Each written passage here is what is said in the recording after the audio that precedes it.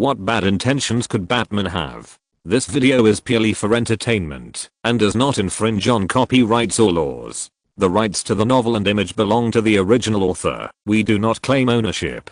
Don't like waiting and want to listen to this fanfic in full now? Subscribe to our Patreon, where you'll find the best fanfics. Chapter 1, The Man in Batman revealed. Please save. Gotham is a page of black paper. It is the white words you wrote on the black paper, the path you pursued and continued to fall. It is like the first sentence of the last story of your life. Batman, Gotham Impressions. Zizzy. Gotham Gazette brings you the latest news. The tense standoff between the ventriloquist and the police at the Gotham Evidence Bureau has lasted for 3 hours. Experts believe this is completely the attraction between freaks. The Arkham prison break incident a few days ago. Because Batman, you know, he attracts those. So far, Batman has not arrived at the scene. We can't help but ask, is the rumor that Batman is dead true? Is the Gotham City Police Department incompetent too? Wait, there is a new situation. It's Batman. He's here. Gotham City was rainy in June, but the square in front of the Gotham Evidence Bureau was more noisy than usual. Before Chentao's Batmobile stopped, a large group of reporters surrounded it like flies seeing rotten meat. They braved the drizzle and pushed the protesters holding signs that said "We don't want Batman" and the police holding batons to maintain order. The flashes of the cameras kept flashing. Batman, what do you think about the recent rumors in Gotham that you were killed by Bane? Do you have any idea about the challenge launched by the ventriloquist? Batman, why did you openly? You freak. It's all your fault. The madman inside, do you understand? You attracted. Catch him, catch him. The protesters who tried to attack the Batmobile were quickly pinned down, but Chentao turned a deaf ear to them. In the chaos, facing those eyes that were either admiring, indifferent, or disgusted, he opened the sliding roof of the Batmobile and inhaled the first ray of humid air on the rainy night. He was a little nervous for the first time in a long time. As an actor in his previous life, he should have been accustomed to being exposed to the spotlight. But today is different from the past. Chentao sighed. Forget about traveling to the DC universe. As a superfan of American comics, he is confident that he can still live a good life. But he never expected that he would travel to the head of the famous Batman, Bruce Wayne himself. What happened to the thighs he promised to hug? What if he became the thigh? As we all know, as the only one without superpowers among the 7 giants of the Justice League, Batman is very likely the most powerful pure-blooded human ever on the surface of the earth. He is rich, smart, wise, has extraordinary fighting skills, and a will as strong as steel. He punches Darkseid and kicks the Justice League. It's so awesome that it can't be described in words. But what does all this have to do with Chentao, a time traveler? Oh, by the way, Batman is an orphan, and he was also an orphan in his previous life. This may be the only thing they have in common. The original body whose parents are both dead plus the time traveler whose parents are both dead. This double orphan combination is so cool. What's even more annoying is that traveling through time as Batman is already considered hell mode, but the timeline he traveled through is actually the period of Batman, Nightfall, and the Dark Knight is about to face one of the few complete defeats in his life. His spine is broken by Bane. This can no longer be described as hell mode. Chentao also thought about abandoning everything and leaving Gotham, but he quickly gave up this stupid idea. Bane knows Batman's true identity. Isn't it suicide to flee without a fight? When Bane defeats him and completely controls the city, maybe, no, there is no doubt that it will be his death. Even if he survives by chance, he will be in a wheelchair for the rest of his life. He glanced at the lower left corner and saw a line of silver white small words that only he could see. The Alfred Protocol is taking effect. Warning. You need at least one anchoring prop to synchronize Batman's memory. Damn it, other people come to the Batcave, sign in to get platinum kryptonite, swallow it in one gulp, and directly become Superman. But he doesn't even have the memory of the original body, which is the basic benefit of a time traveler. 3 days after crossing over, he even tried the toilet paper in the Batcave, but there was no reaction at all. Chintao knew about the Alfred protocol, but in the comics, this thing should be a physical mechanical device that Batman uses to prevent his memory from being tampered with, not this strange thing that appears on the retina. Batman. A call interrupted Chentao's thoughts. He turned his head and saw Jim Gordon, the chief of the Gotham City Police Department, running over. He had two big dark circles under his eyes, and his brown hair mixed with some gray was messy and wet on his forehead, making him look both embarrassed and neurotic, like a groundhog that was raped to the point of mental breakdown. Oh my god. Batman. You're here. It's hard to believe you're still alive. I saw Bane break your neck with my own eyes. Are you really Bat? Not the Joker who picked up Bat's clothes from his body, put on his mask, and is playing some role-playing game with me? The boring temptation ends here. Chintao replied, don't be fooled by that rumor. He immediately heard the temptation hidden in Gordon's joke, so he interrupted him immediately. That's right, although his body is real, his soul is fake. So don't find out the truth, sharp detective. Chintao sighed secretly. It's really hard to deal with these people in Gotham. Without Batman's memory, everything depends on himself. He cast his eyes on the Gotham Evidence Bureau, which was silent in the rain. So, this is the plan. As a super fan of American comics, he knows the Batman comics by heart, and he knows the villains in the comics very well. With his skills as an actor and his ability to control other people's psychology as a psychologist, he might be able to try to control and master some relatively weak or poorly conditioned villains on a psychological level, and then use them to fight Bane. Chintao looked at Gordon and got straight to the point. Did you bring what I wanted? Oh, of course. Commissioner Gordon's eyes wandered away from his face and he raised the evidence bag in his hand. It contained a hideous puppet with a scar on his face. Scarface, the favorite puppet of the ventriloquist. Well, give it to me. Commissioner Gordon was obviously hesitant, but he still obediently handed the evidence bag to Chintao, which made Chintao relieved. He thought about it and explained, the source of the rumor. Bane killed the so-called Batman, not me, but my disciple, the Angel of Death. Yeah, right. Gordon was very smart not to continue the topic. Chintao looked at him deeply. We'll talk about this later. He took out a huge satchel from the back of the Batmobile, holding the puppet Scarface in his hand, and walked to the door of the Physical Evidence Bureau in full view of everyone. He whispered in an inaudible voice, ladies and gentlemen, the props are ready and the actors are in place. Please allow me the honor to announce that the performance begins. This book has been signed for internal investment. You can invest with confidence. Chapter 2, Treating the Ventriloquist. The ventriloquist sat down against the wall. He held a gun in his hand, like a helpless prisoner waiting for the door to be slowly pushed open. If you only look at his appearance, no one would have thought that this bald white old man in his 50s or 60s would actually be a famous ventriloquist in the dark world. Frankly speaking, his trembling appearance did not seem like a dangerous person. Several hostages next to him were shaking like quails. They were all employees of the Physical Evidence Bureau. A guard was lying on the ground panting. Half of his body was stained red with blood.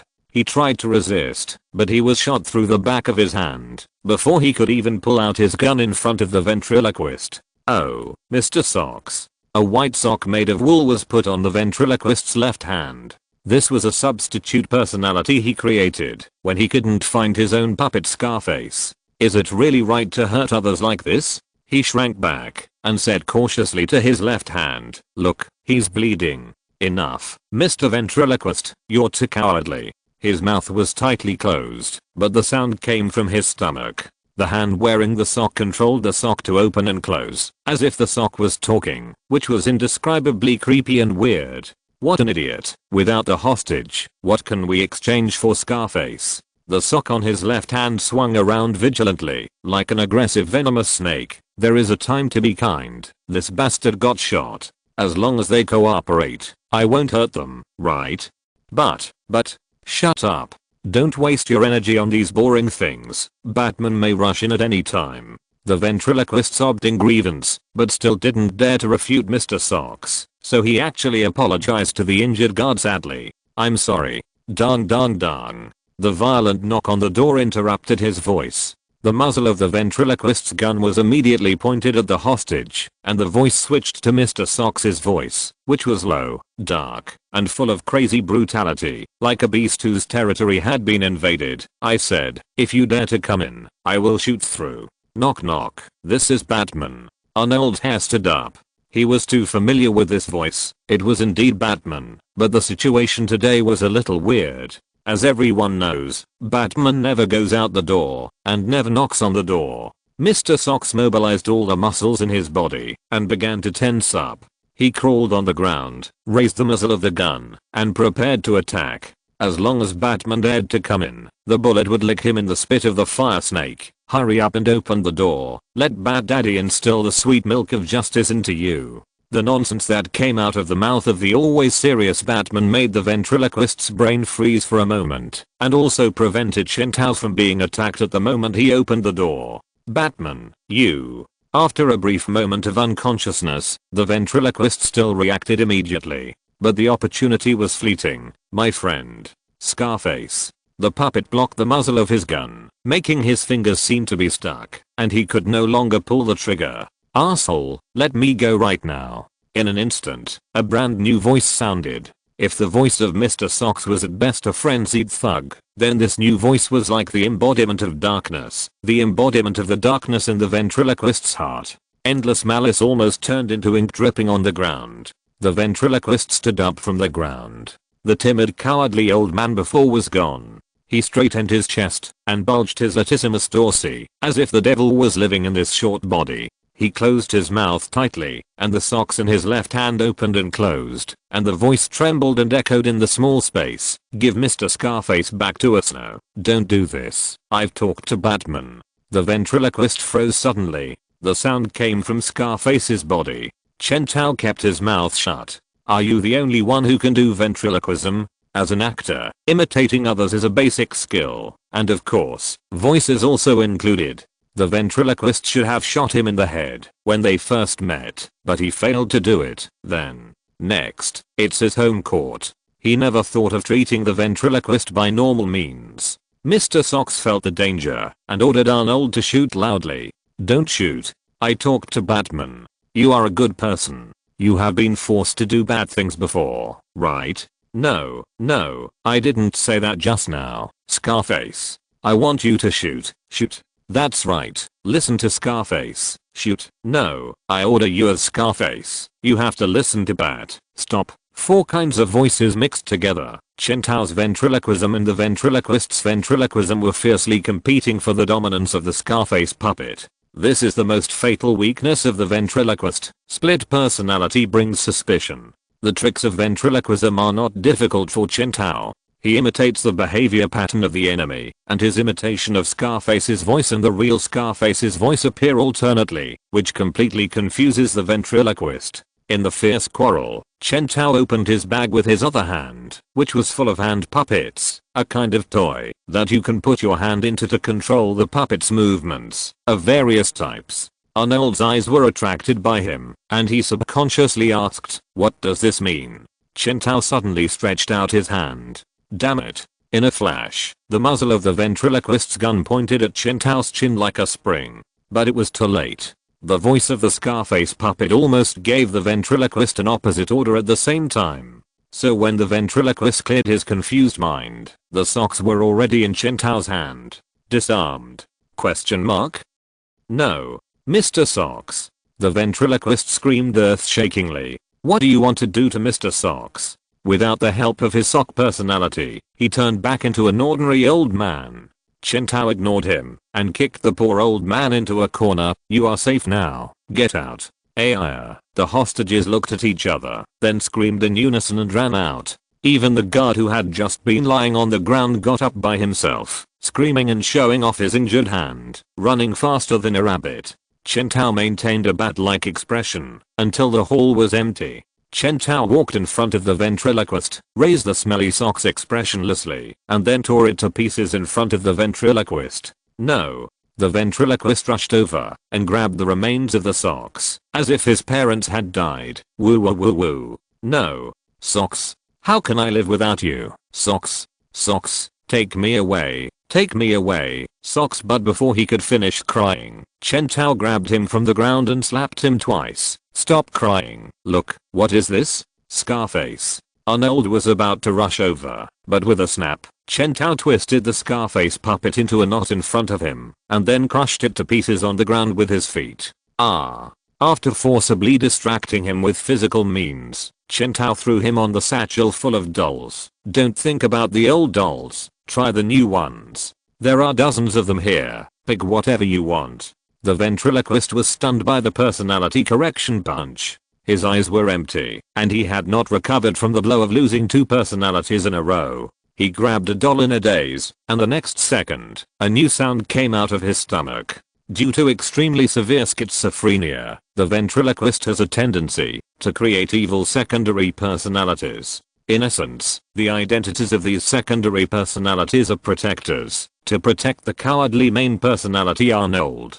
But in just a few seconds, his 2 protective personalities were violently destroyed by Chen Tao. Therefore, at this time, he was in extreme fear and lacked a protector personality. Under normal circumstances, the ventriloquist will involuntarily look for an object, give it a personalized image, and then wear it on his hand to create a new personality to protect himself, just like he used an ordinary wool sock to create the evil personality Mr. Socks.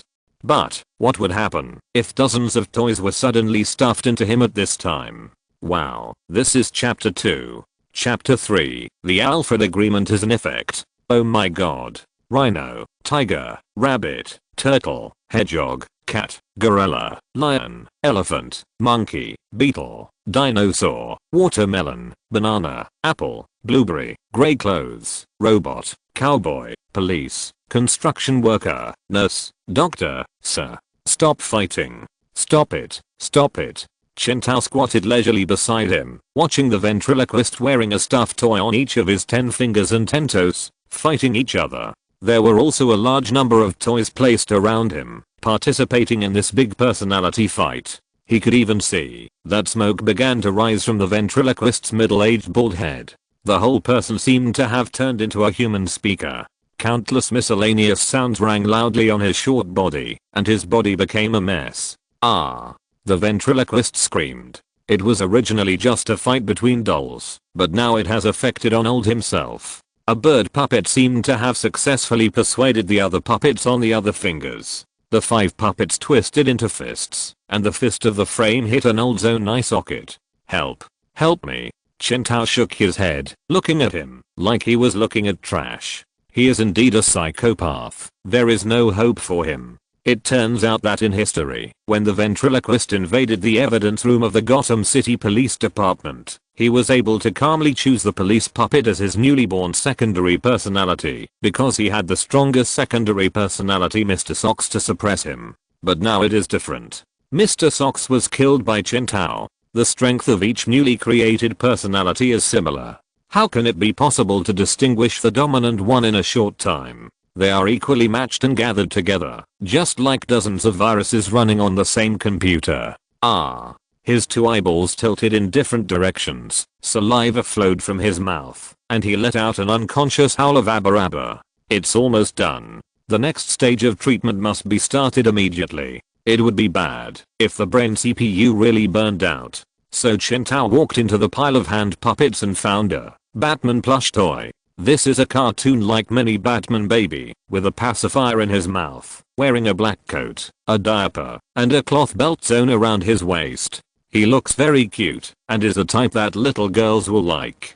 Chen Tao also built a radio communication module in it, which can remotely control the doll to speak, making it easier for him to control the ventriloquist. It's you. Then Chen Tao walked up to the ventriloquist, and pulled all the puppets from his hands in a few moves. Question mark? The ventriloquist rushed over and hugged Chen Tao's thighs, his snot and tears rubbing against his trouser legs. Oh my god, you want to do this to rhinoceros, tiger, rabbit, turtle, hedgehog, cat, gorilla, lion. Get lost. Chen Tao stripped the middle-aged bald old white man naked, leaving him without even a pair of underwear. Then he piled up all the toys he had just taken off his body. He took out a lighter. No. The ventriloquist struggled too violently, so Chintao clamped him under his ribs and then lit the piled plush toys. Boom. These things are all flammable, and the flames jumped up all of a sudden. Well, even the plush toys that were not regarded as personality incarnations by the ventriloquist cannot be spared. So Chintao also lit up the remaining plush toys in the bag next to him. No. Arnold collapsed to the ground helplessly. He was naked now, and even if he wanted to take off his underwear and put it on his hands to create a new personality, he couldn't do it. Arnold? Arnold? Without a response, the ventriloquist cried like an oversized bald baby, slapping himself left and right as he cried, "Take me away, take me away." If Chintao hadn't stopped him, he would have almost rushed into the fire wailing. Chintao was very satisfied with his reaction. He took out a bottle of potion and sprayed a large cloud of mist on the poor old man's face. Cough cough cough.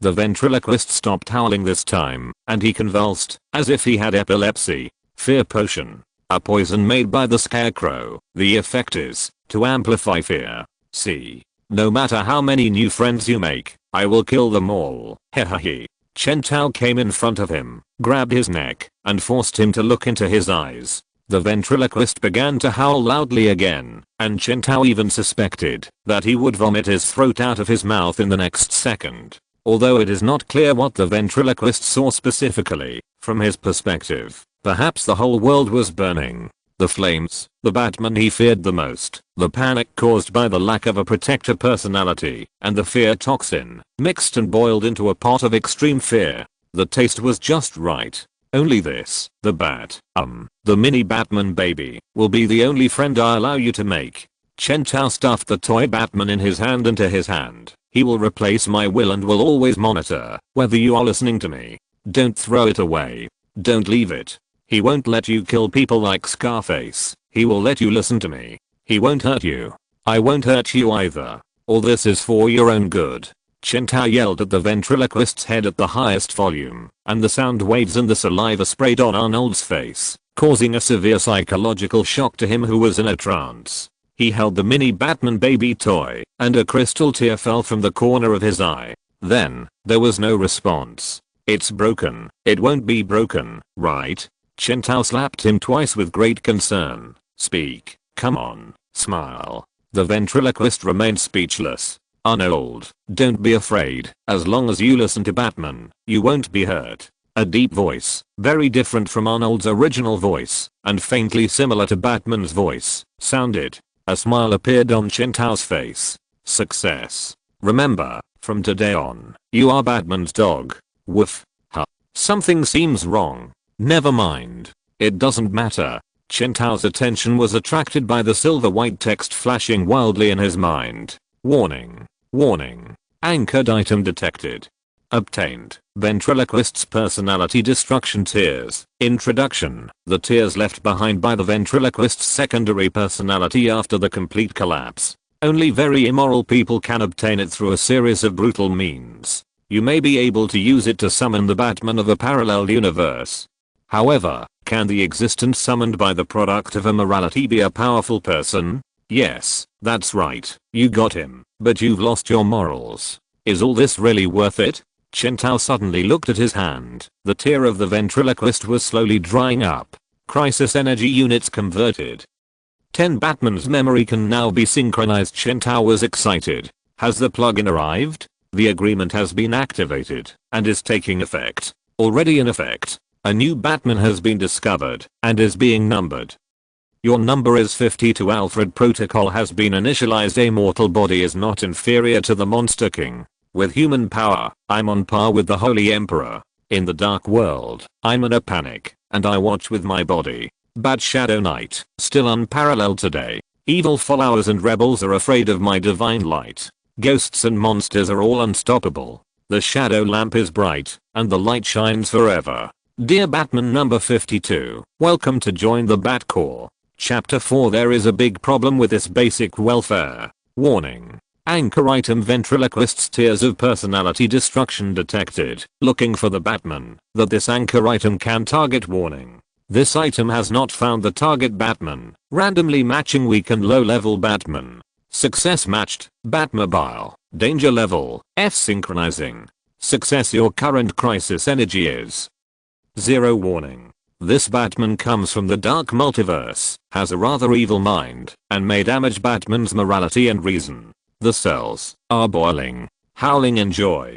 Genes are overturned like dominoes, and invisible illusory particles in his body kiss and entangle with the existence called reality, and then transform into each other's reality, presenting a vision that cannot be exhausted by human language. File Batmobile's memories has been synchronized. You can synchronize other at any time at $$% $Ash. Detected that you have no other anchoring props. Crisis energy is 0, and synchronization with other Batman is not supported for the time being. In the parallel universe where the Batmobile is located, Batman has invested part of himself in every technology that controls the world.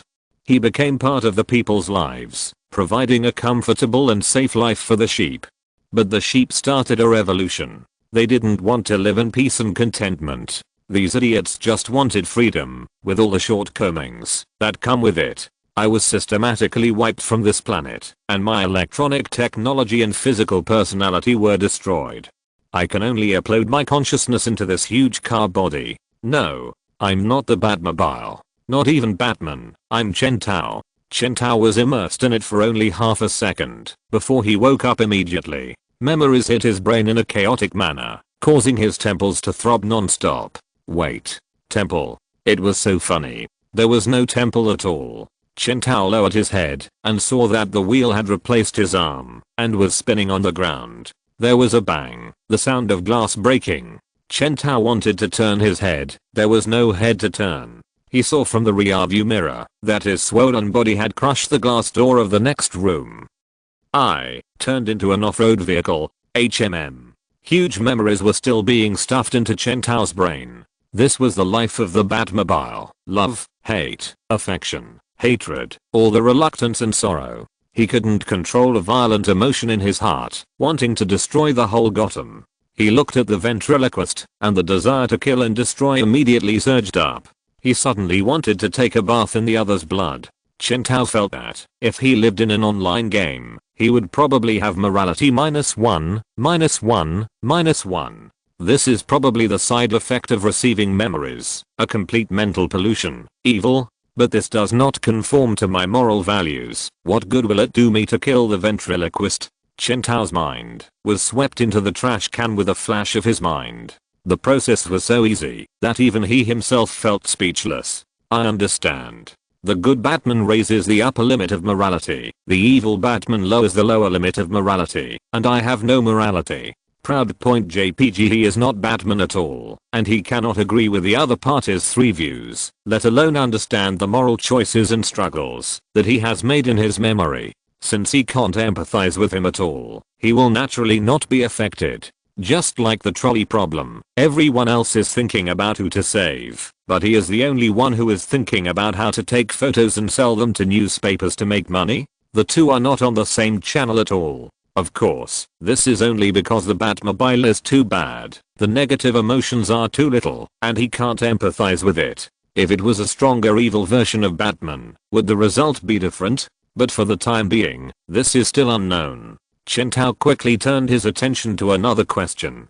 Can I change back to my previous appearance? As soon as he thought of this, half of his body disintegrated into a dark red light spot in an instant, and then condensed into flesh and blood again, and the memories that had been playing in his mind stopped abruptly. Maybe it took a long time, or maybe it was just a moment. Everything returned to its original state, as if it was just a dream. Chen Tao rubbed his knuckles, and confirmed that he had turned back to the normal Batman at the beginning, and even his clothes were not broken. With a thought, his left hand turned into a rotating off-road wheel with a swish, and then turned back the next second. As long as I want, anytime and anywhere, I can completely turn into that Batmobile. But in the end, what's the use of the superpower of turning into a super off-road vehicle? Listen to me, I'll kill you, and this Alfred protocol. Forget it, my original plan sounds more reliable. Chen Tao shook his head. It was never his style. to leave the success or failure of a task entirely to unknown variables. He turned his gaze back to the ventriloquist. Fortunately, he had driven the hostages out when he had just subdued the ventriloquist. Now the hostage was the only witness who saw him turn into a car. The middle-aged bald old white man stared at him with his big, flickering eyes, and the bat baby in his hand kept shouting encouraging words like, "Yes, that's what a good dog should do.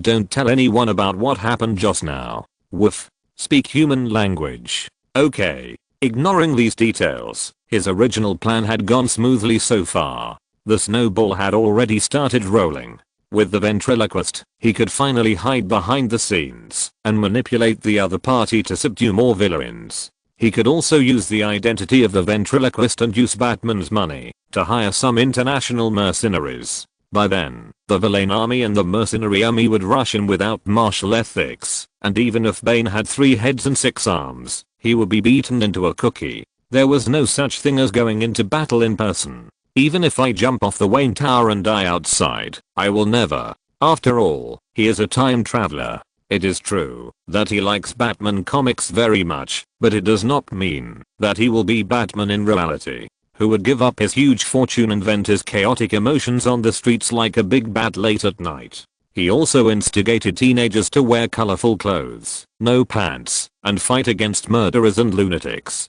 Admit it, Bruce Wayne has been crazy for a long time. But he is different as a time traveler. He is not a lunatic, he is a normal person. Chen Tao currently only wants to get rid of the ghost, Bane, who knows Bruce's true identity, and then retire peacefully, and then live a life of drunkenness and dreams every day, wasting the last bit of energy on those socialites in Gotham City. Yes, this is a life he wants to live. Didn't he struggle in Hollywood in his previous life, just for such a life? As for what Gotham will be like in the future, he has already thought about it.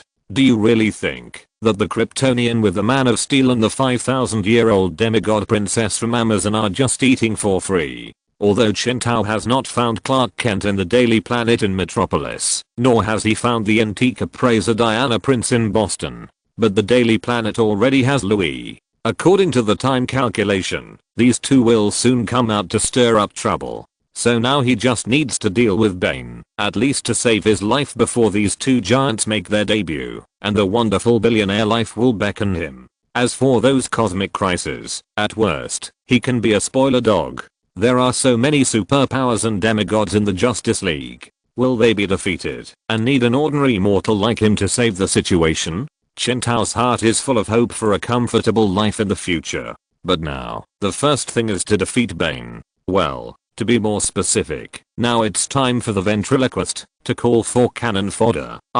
No, mercenaries. Chapter 5 in the human world. It was late at night.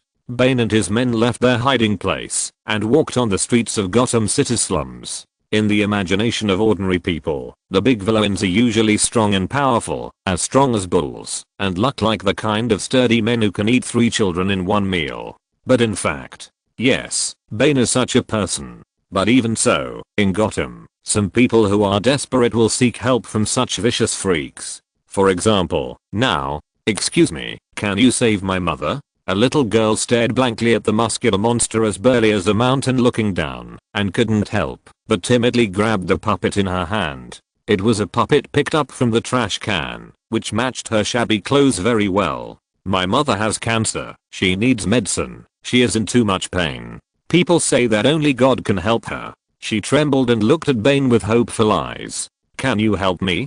Bane stopped his men who wanted to drive the little girl away. Where is your home? The little girl pointed to the dilapidated house behind her. Bane walked in. A few minutes later, Bane came out and wiped off the brain and blood on his hands. Your mother will never suffer again. Bury her. Don't rashly seek help from others, otherwise the suffering of the world will come to you automatically. He raised his head slightly and saw the eastern sky with stars hidden under the dark skirt. Bane said, there is no God here, but Bane is here. Gotham's night is so quiet, full of tombstone-like peace. Grey rain with a faint sour smell, intertwined with the haze full of industrial waste gas under the neon lights. The Death Shooter stood on the rooftop of the building and saw Gotham City grinning in the misty drizzle. On the street, a car whizzed past, splashing mud on a passerby. The passerby immediately took out a submachine gun from his arms and shot directly at the car going away. Da da da da da da. The people in this city are too exaggerated.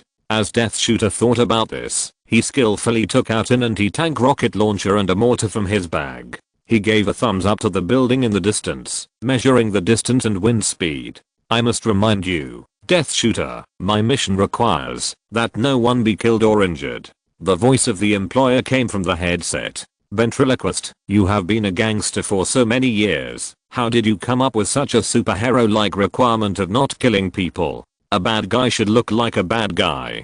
Death Shooter complained and set up the mortar on the edge of the rooftop. If you were not an old customer, I would have thought you were Batman's informant. Speaking of which, the new doll in your hand, you didn't really surrender to Batman, did you?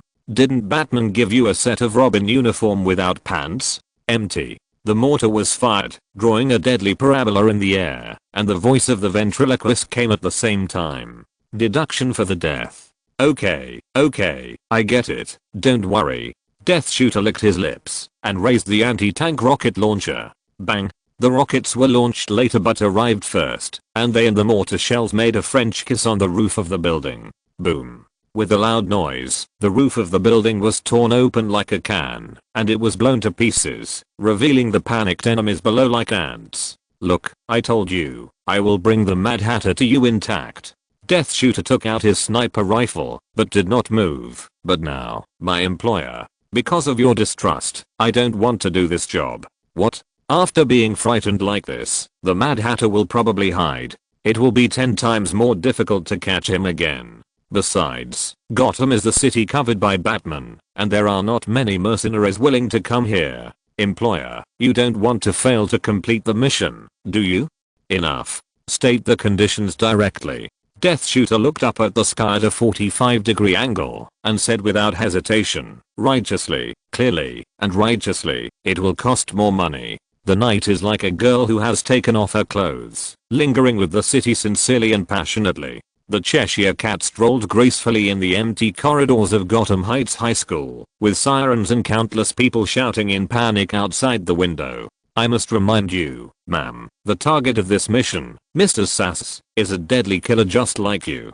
The ventriloquist's voice came from the headset. Oh no, it should be the bat doll in his left hand. I have no doubt that you can defeat him, but my requirement is to ensure the safety of every student hostage. So, you must separate Sass from those female students first, and then fight. Oh, really? The Cheshire Cat's slender fingers slid across her slender waist and the touching whiteness on her chest, and stopped on his smiling cat mask. I don't think it's necessary to go to such trouble, is it? What are you talking about? She's not talking to you. The cold moonlight mixed with the red and blue light of the police lights shone on the killer who was rising from the shadows. Dense scars were engraved on his sturdy muscles. Victor Sass, one of Gotham's famous villains. His eyes lingered on the woman's graceful figure. Why don't you let me see your beauty, ma'am? Oh no, you know. The female killer turned around. A cat never takes off her mask, especially in front of a naked exhibitionist. A short knife appeared in the other's empty palm.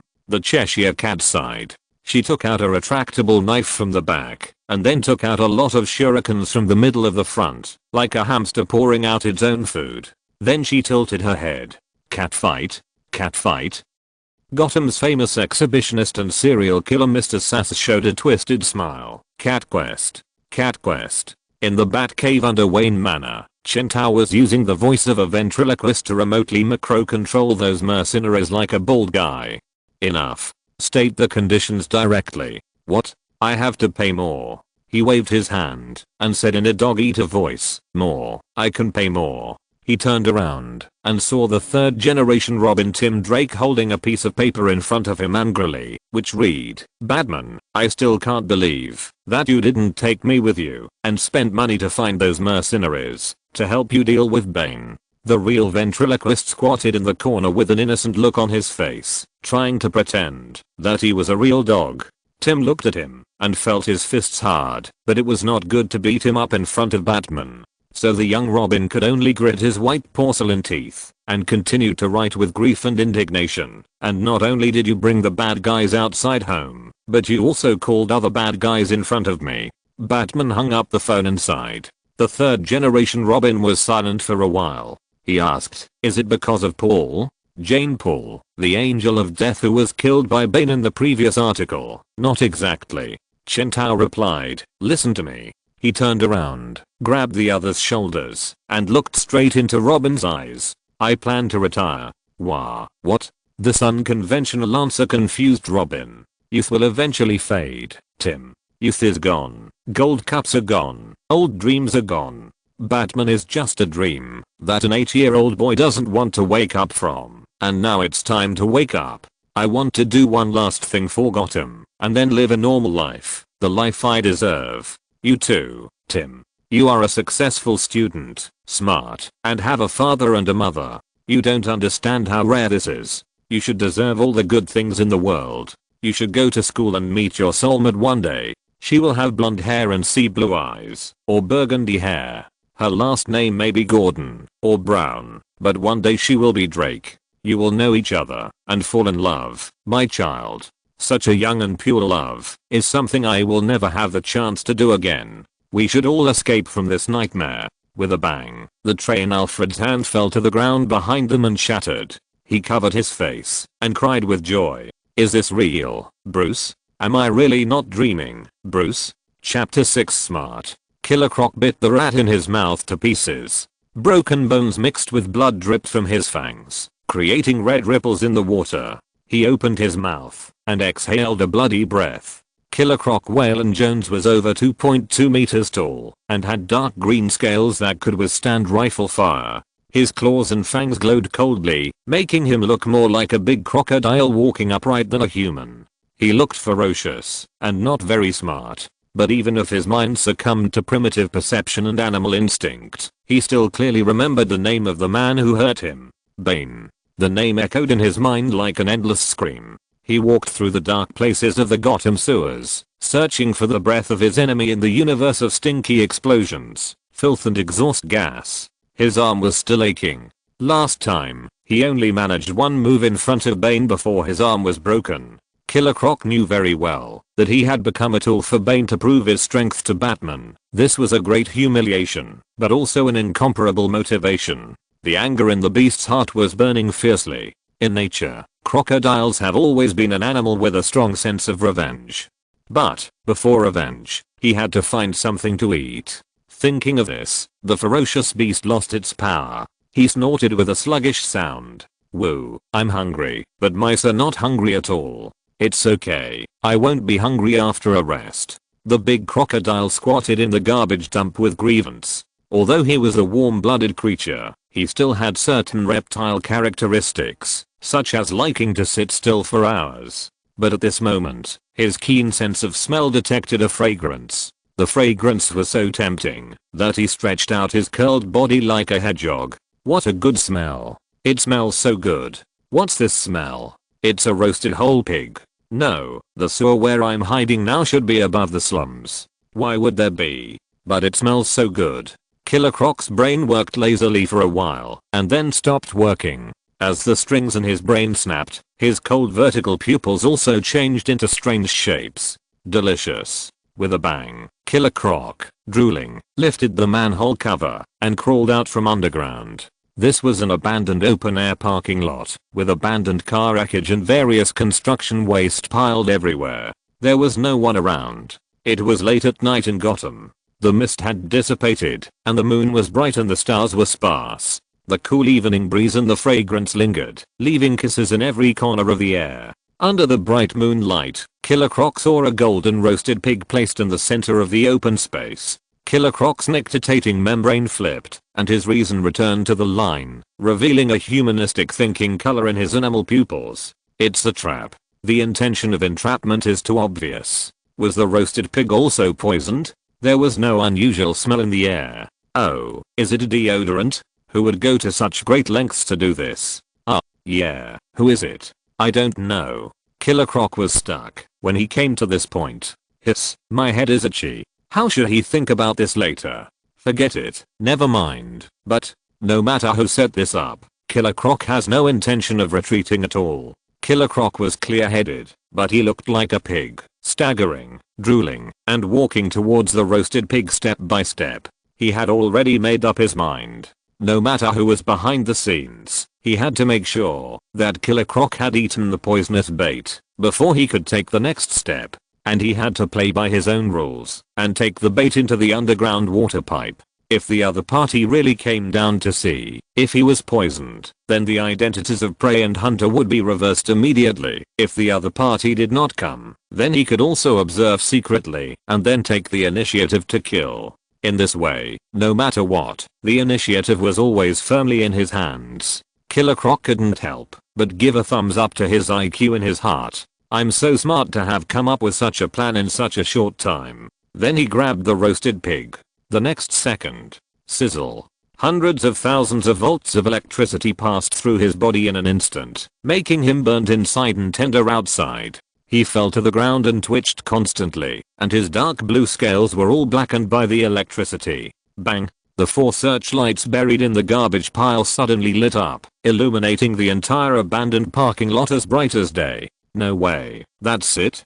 Killer Croc heard the surprised voices of those behind the scenes from the corner. No way, no way, no one really fell into such a simple trap. In an instant, Killer Croc felt that all the blood in his body rushed directly from the soles of his feet to the top of his head. Sanity reduced by 100%. The brain went off work on the spot, and Killer Croc let out a deformed howl and jumped up like a Parkinson's patient. But because the influence of the current still remained in his body, his movements were more like electronic dance than launching an attack. But considering his weight of over 1,500 pounds, such an action is still very lethal. The ventriloquist almost crawled away from the place where he just stood. The wireless communication module built into the Bat Baby in Chintao's hand was still riposting ridicule. That's it? That's it? That's it? Chintao really felt the joy of taunting people on the internet in his previous life. Especially when the ventriloquist was rolling and crawling on the scene. He was drinking coffee in an ordinary van, parked on the roadside a few kilometers away, observing the scene with satellites and cameras mounted on the doll, safe and comfortable. Knock knock knock. A gangster was knocking on the car window outside. Brother, do you know whose territory this is? You have to hand over. Chintao rolled down the window, revealing his pointed ears and Batman's half-covered mask. Are you serious? The gangster who wanted to extort some money looked like he had seen Batman. He let out a sissy scream and turned around and ran away. Damn, seeing a living Batman in the middle of the night is really scary. Meanwhile, Killer Croc was completely frantic. He hadn't taken 2 steps when he felt something tighten on his feet and stepped into a trap that had been prepared.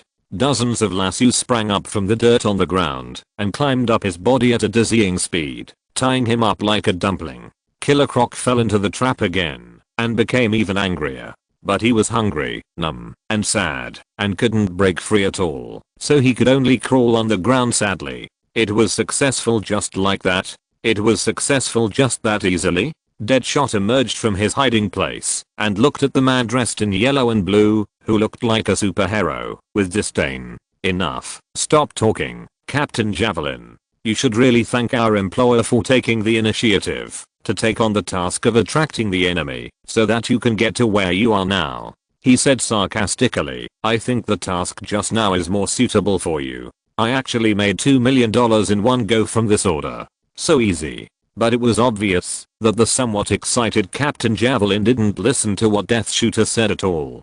Hehe. I have $2 million US. Hehe. He was so excited that he was incoherent. I don't plan to take any subsequent missions. When this mission is over, I will retire and go back to my hometown to get married.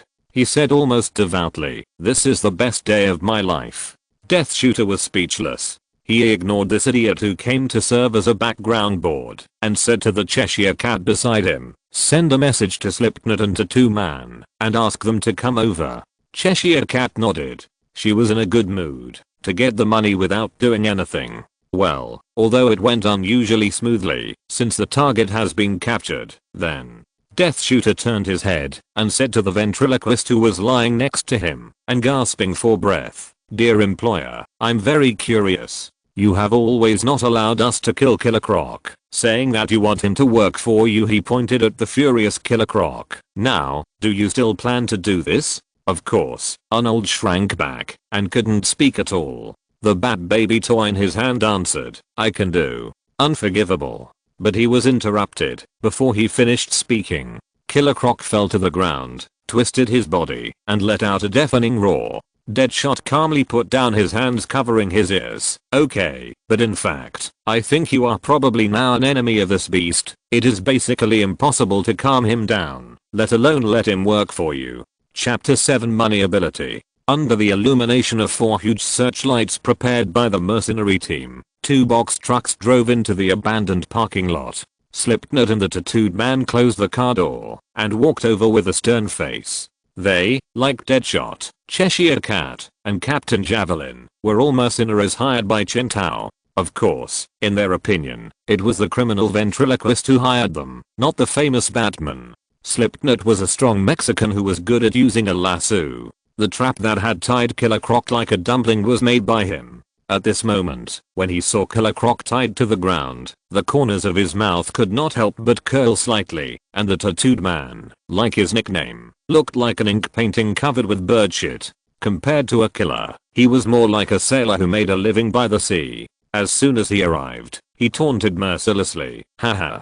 Our target is a fool. With a bang, a puff of white smoke rushed out from Killer Croc's head. Everyone worked together to drag Killer Croc to the back of the 2 box trucks. During this time, the tattooed man said a few more nasty words, and then Killer Croc almost bit him on the arm, and there was another chaos. Humiliation. Angry. Killer Croc was furious to the extreme. This rising anger was higher than the gamma rays produced by the explosion of the Orion supernova. This insult that trampled on personality could not be washed away, even if all the liquid water on Europa was poured out. The mystery of the universe, the reversal of the distance of space and time, the reversal of the sun and the moon, and the turbulent sea could not reduce this anger in the slightest. He couldn't help but roar loudly, unforgivable. The sound was comparable to the wail of Prometheus stealing fire. Unforgivable. The sound was like the roar of Jesus on the cross. Unforgivable. With a bang, the ventriloquist opened the back door of the van without any nonsense, and then a ton of banknotes hit Killer Croc's face directly.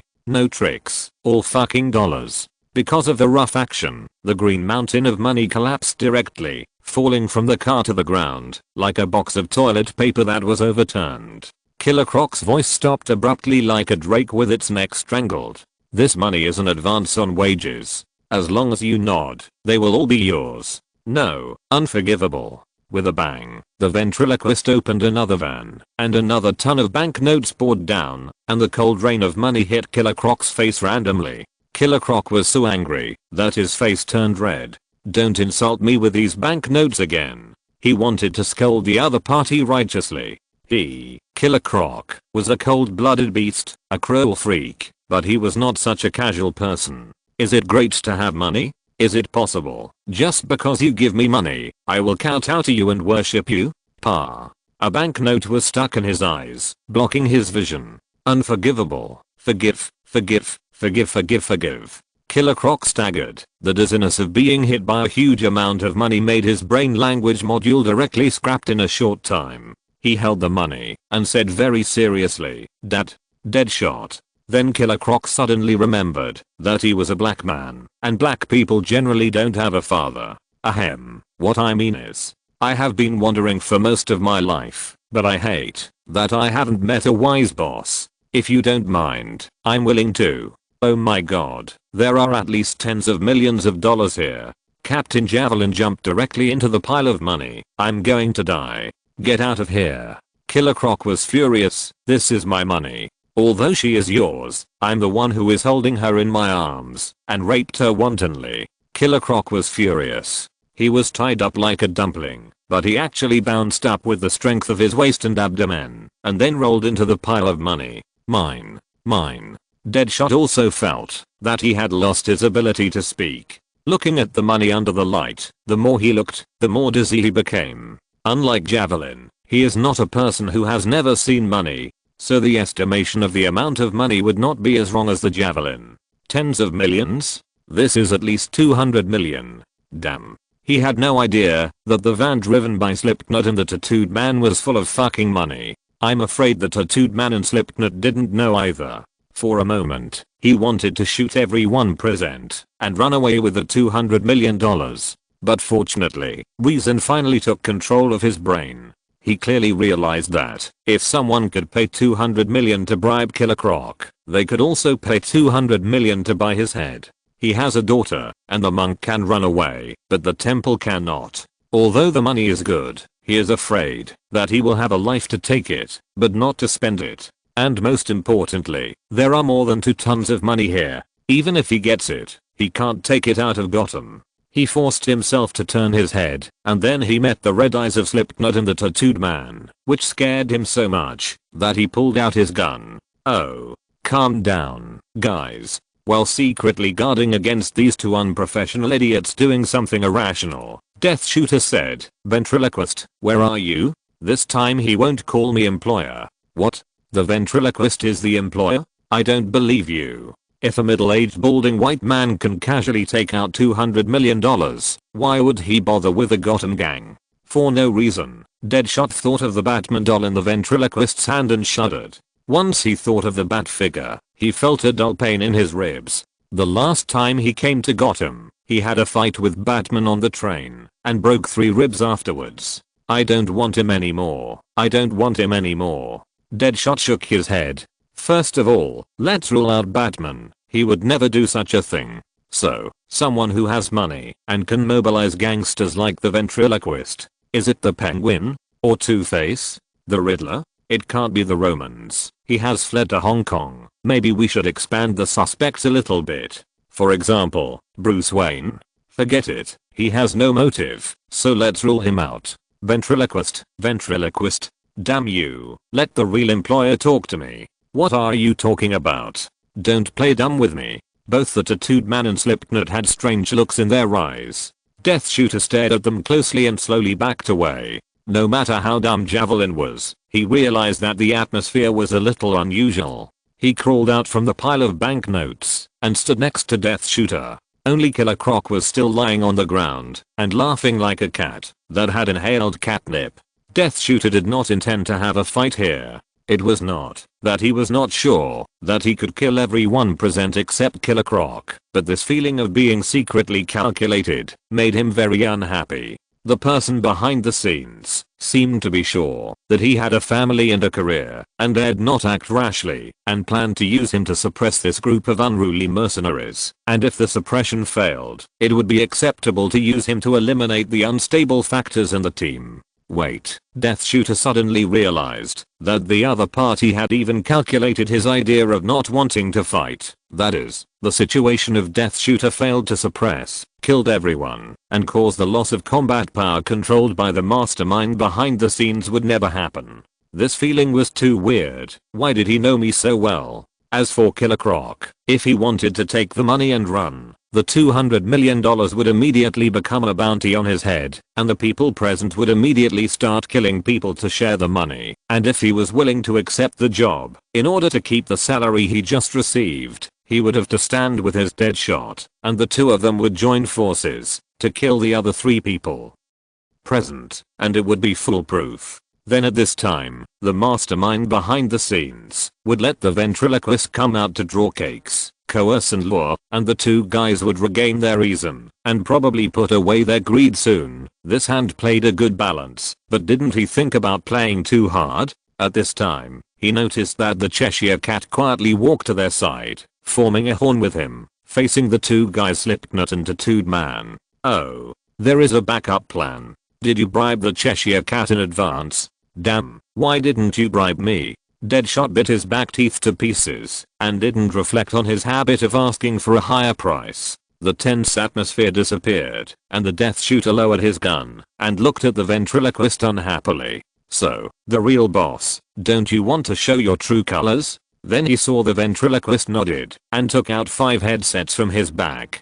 Damn, the guy behind the scenes even took this into account. So angry. Ahaha, now it has been changed to a contract status. If you're listening to this novel on a channel other than Fanfic World, it means they downloaded and uploaded it without effort. We cordially invite you to visit our channel, Mundo Fanfic Novelos. There you'll find the original version of this story and you can explore many other novels of various genres. We're waiting for you to immerse yourself in a world of incredible novels. Chapter 8 Bane Attacks. Knock, knock, knock. Someone knocked on the window outside Chen Tao's van.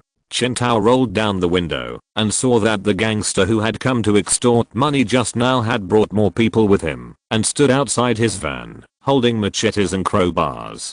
Do you really think that you are Batman just because you are dressed like Batman? You really fooled me just now. Chen Tao was too lazy to talk nonsense with him. He stretched out a hand and turned it into a spinning off-road wheel. Then, while the other party was stunned, he knocked on his forehead with a bang. Get lost. He actually used a machete and the physics-based Robin sword to Robin Gotham. Hello. Watching the gangsters run away in a hurry, Chen Tao changed his face and picked up the microphone. Hey, can you hear me? It's good that you can hear me. He pinched his throat and spoke into the microphone with the cold voice of a Cheshire cat.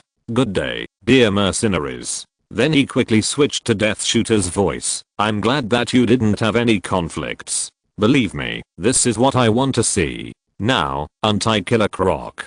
Death Shooter put on a face and didn't ask stupid questions like who are you? He was evaluating in his mind whether to continue to get involved in this muddy water. He smelled the scent of conspiracy. Yes, every time it always started with such a story. An evil mastermind who was hiding his head and showing his tail lured a young and ignorant mercenary. Mercenaries don't accept tasks from everyone, except for guys like Deathstroke who are skilled and daring. He is a superhuman and strong enough to kill any employer who tries to kill him. But under normal circumstances, mercenaries are also mortals. It is easy to die on the spot if they are betrayed by their employers, so people like Death Shooter usually choose reliable employers through middlemen. For example, the ventriloquist has proved that he is a kind, pure and law-abiding gangster boss, so Death Shooter came here. But what about this unknown mastermind behind the scenes?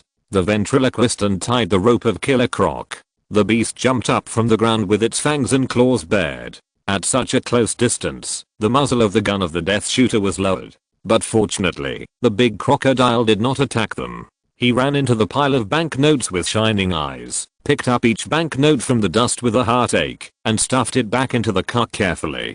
Hey hey hey. I have $200 million US. Hey hey hey.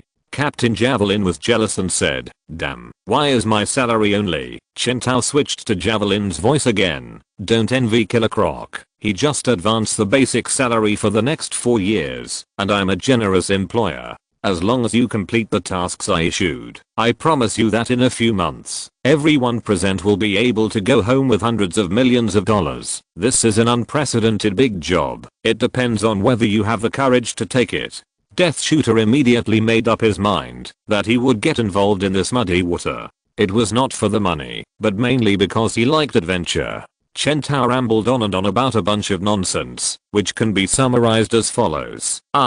Brother Fu. Your rich employer throwing money on how to use money. This cake is big and round. In fact, Chen Tao is not a good speaker, but it would be different if there were mountains of US dollars next to the audience when he was speaking. On one side, there were the obvious money and the killer crocodile who was willing to pay a fortune for a horse's bones. And on the other side, there were the naked threats of the other 3 people who were huddled together. So Slipknot pulled out a stiff smile, and the tattooed man patted his belly happily, and the atmosphere quickly became heated. The captain of the Javelin cheered on the side. Great employer. You are so generous. His ugly kneeling and licking like a Shakespeare opera aria made Death Shooter speechless. Aren't you going to take the follow-up mission? I changed my mind. Oh, a thing that is greedy for money. Death Shooter expressed his disgust. Chen Tao continued, then the temporary team is formed. I have already thought of a name for you. It is called the Suicide Squad. This is such an unlucky name. I'll give you an extra $100,000. This name is really great.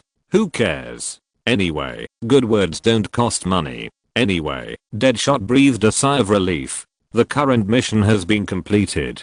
As for the next mission, as long as he is careful, he will surely be able to return home alive. With $200 million, he may be able to retire and then live with his daughter. Chen Tao behind the screen also breathed a sigh of relief. After dealing with Bane, he may be able to retire and then live with the heir. When I make enough $200 million, I will go back to my hometown and buy a big villa and then live with my wife Puff. It was like crushing a bubble of horse urine. The javelin captain's blonde head with an eye mask was squeezed like a watermelon by a big hand, and the javelin in his hand fell to the ground weakly. Puff. Chen Tao, who was a few kilometers away, spit the coffee directly on the live broadcast screen, then stood up suddenly and hit his head on the ceiling of the van. Time seemed to slow down. Deadshot's eyes widened as he heard the sharp and deformed meow of the Cheshire cat trembling. Enemy attack. He saw the huge figure. The half-naked upper body was muscular, and the blood vessels were bulging, winding around his body like a python. The most eye-catching thing was the bright green infusion tube connecting his head and arms, and the headgear. Bane. Bane felt that he often fell into an empty void. The deep darkness gathered into an ocean. This is his cradle and his tombstone. But this cannot limit his thoughts at all. His soul broke the coffin and wandered in the white night where death and vitality coexisted. He wanted to find the bat monster. He wanted to stand there, stand in its shadow, resist him, and finally kill him. And his fear would die with it. By then, the whole of Gotham would sing, "Holy, the great brave Bane conquered the evil demon, Batman. Holy, Bane, you rule Gotham more than anyone else." But the adventures of the brave are not always smooth sailing. The devil sent out his minions.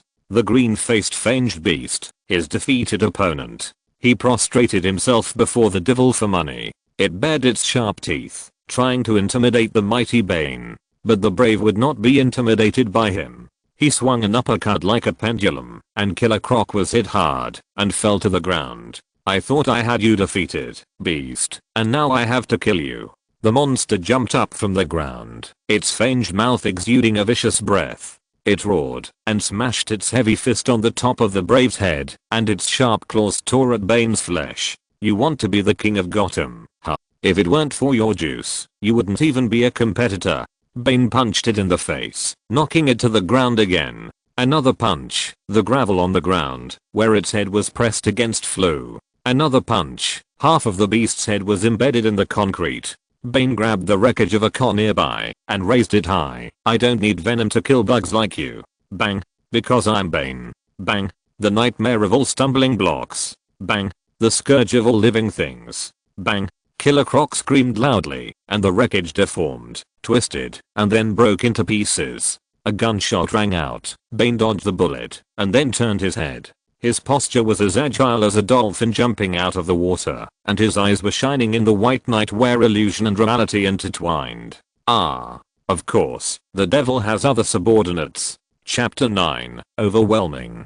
Poof. Chen Tao spat out all the coffee on the screen and hit his head on the ceiling of the car. He realized a terrible fact. This is the real world, and Bane will not be like the boss in the online game, waiting in the cave for the brave to brush equipment, level up, collect partners, and finally come to the door. If the time traveler Chen Tao changed Batman's behavior and methods, then it is natural for Bane to make corresponding adjustments. As the mastermind behind the Arkham prison break, Bane's plan is essentially to use those escaped lunatics to exhaust Batman, and then wait for him to get tired. But with Chen Tao's time travel, the Bat exhaustion plan also failed.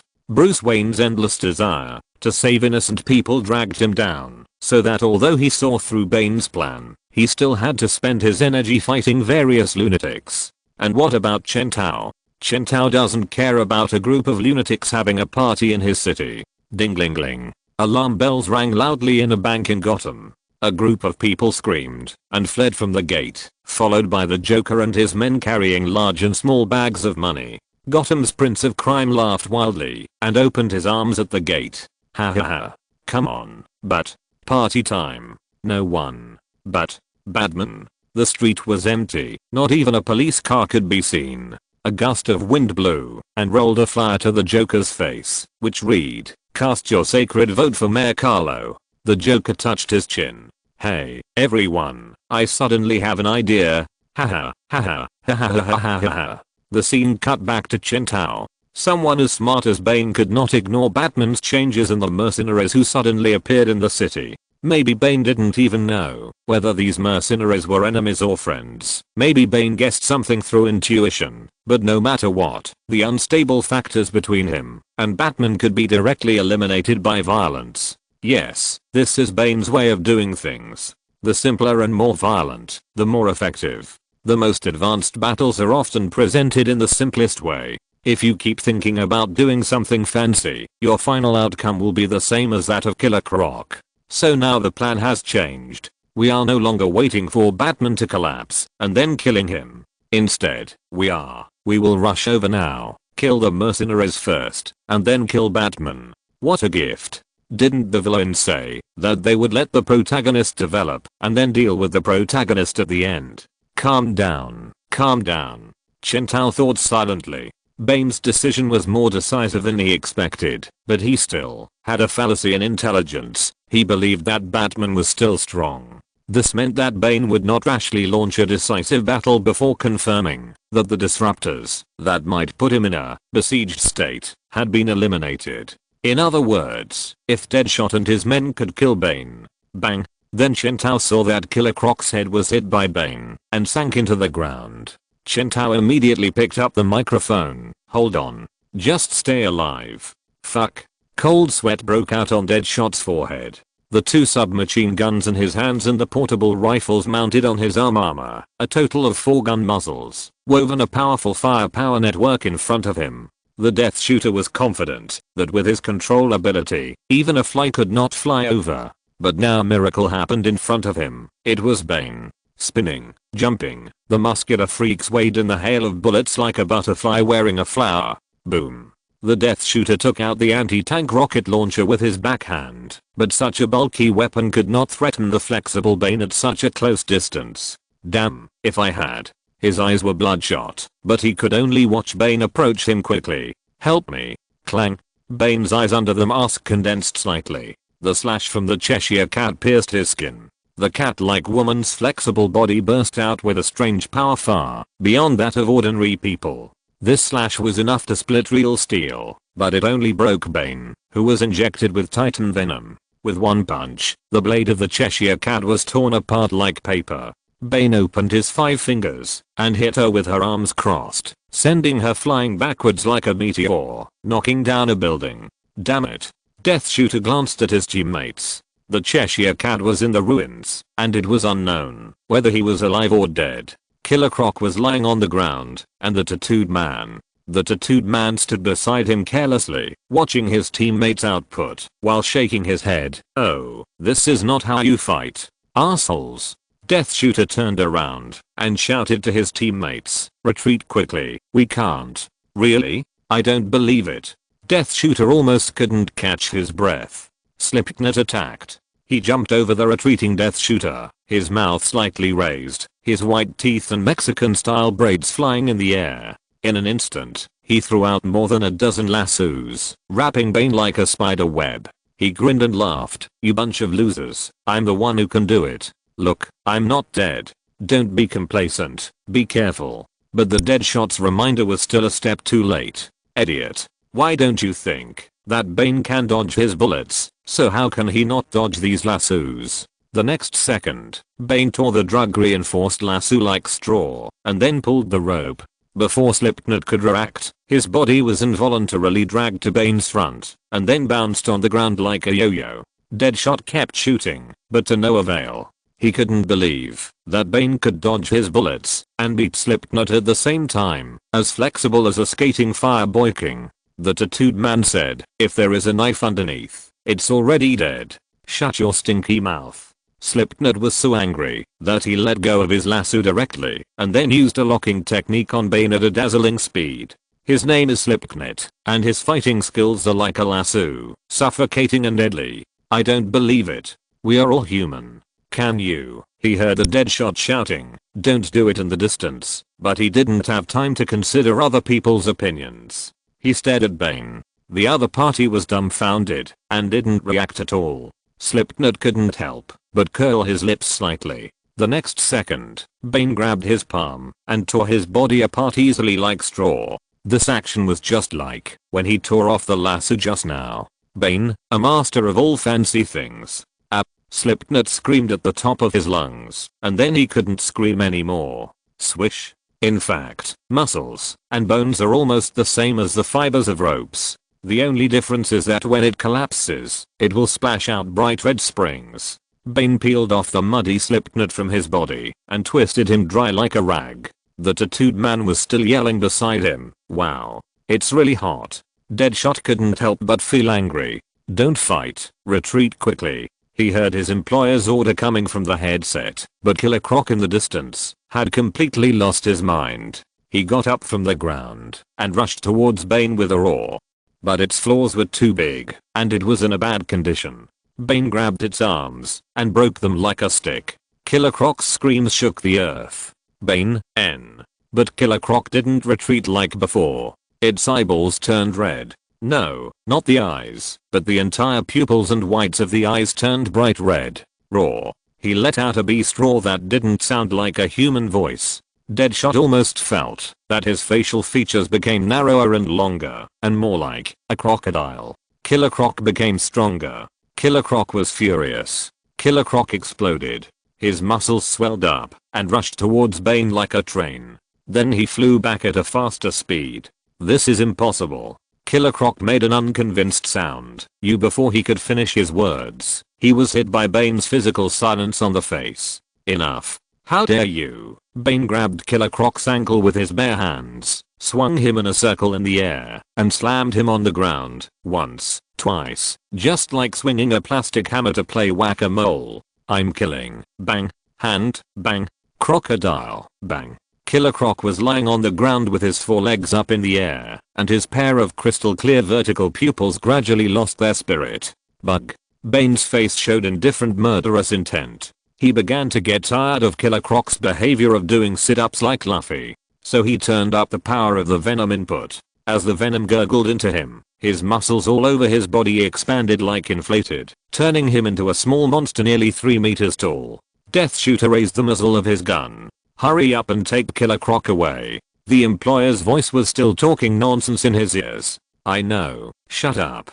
Death Shooter gritted his teeth and pulled the trigger. Flames gushed out, pouring out a metal storm that was enough to tear an ordinary person into pieces towards Bane. This time, Bane didn't even try to dodge. This made Death Shooter overjoyed. Bang, bang, bang, bang. 4 guns fired at the same time, and dozens of bullets exploded on Bane's chest in just a few seconds. Death Shooter saw white smoke formed by high temperature at the point where the bullets landed, and then, a white and red-skinned end was left, and some blood was faintly seeping out.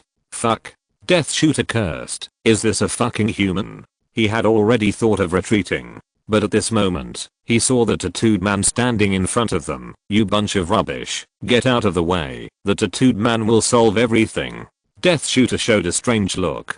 Chapter 10 1 minute. "You said you found Batman in this ordinary van on the side of the road." "Yeah, that's right. And you thought he was fake, so you tried to rob him, and then Batman's hand turned into a wheel and knocked you out." "That's true." "Ha. Cousin, I know this is ridiculous, but..." "Shut up.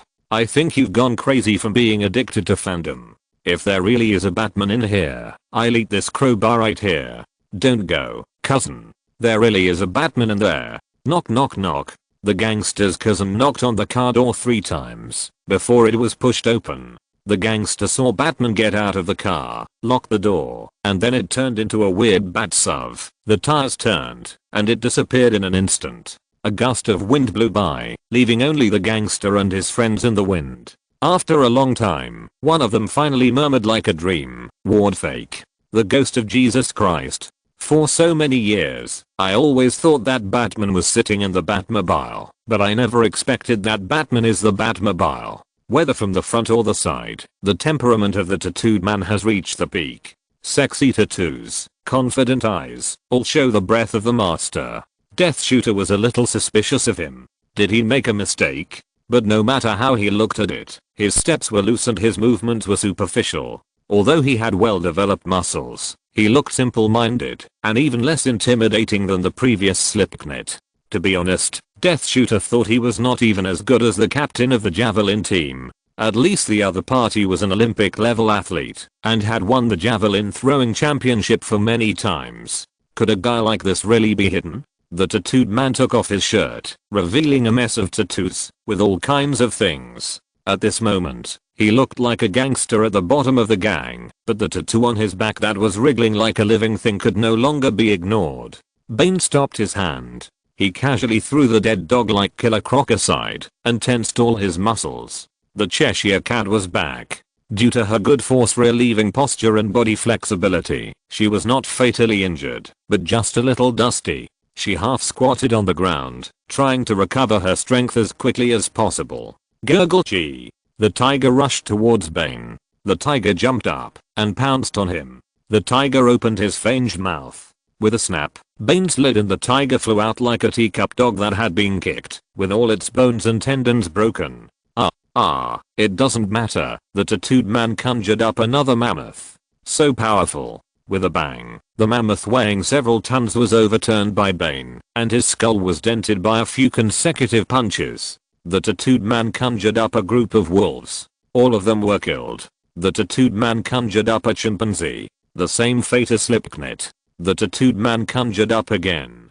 Damn it, I'm going to use my ultimate move. The tattooed man looked grim, and he turned back to the Death Shooter and said, "Please buy me some time."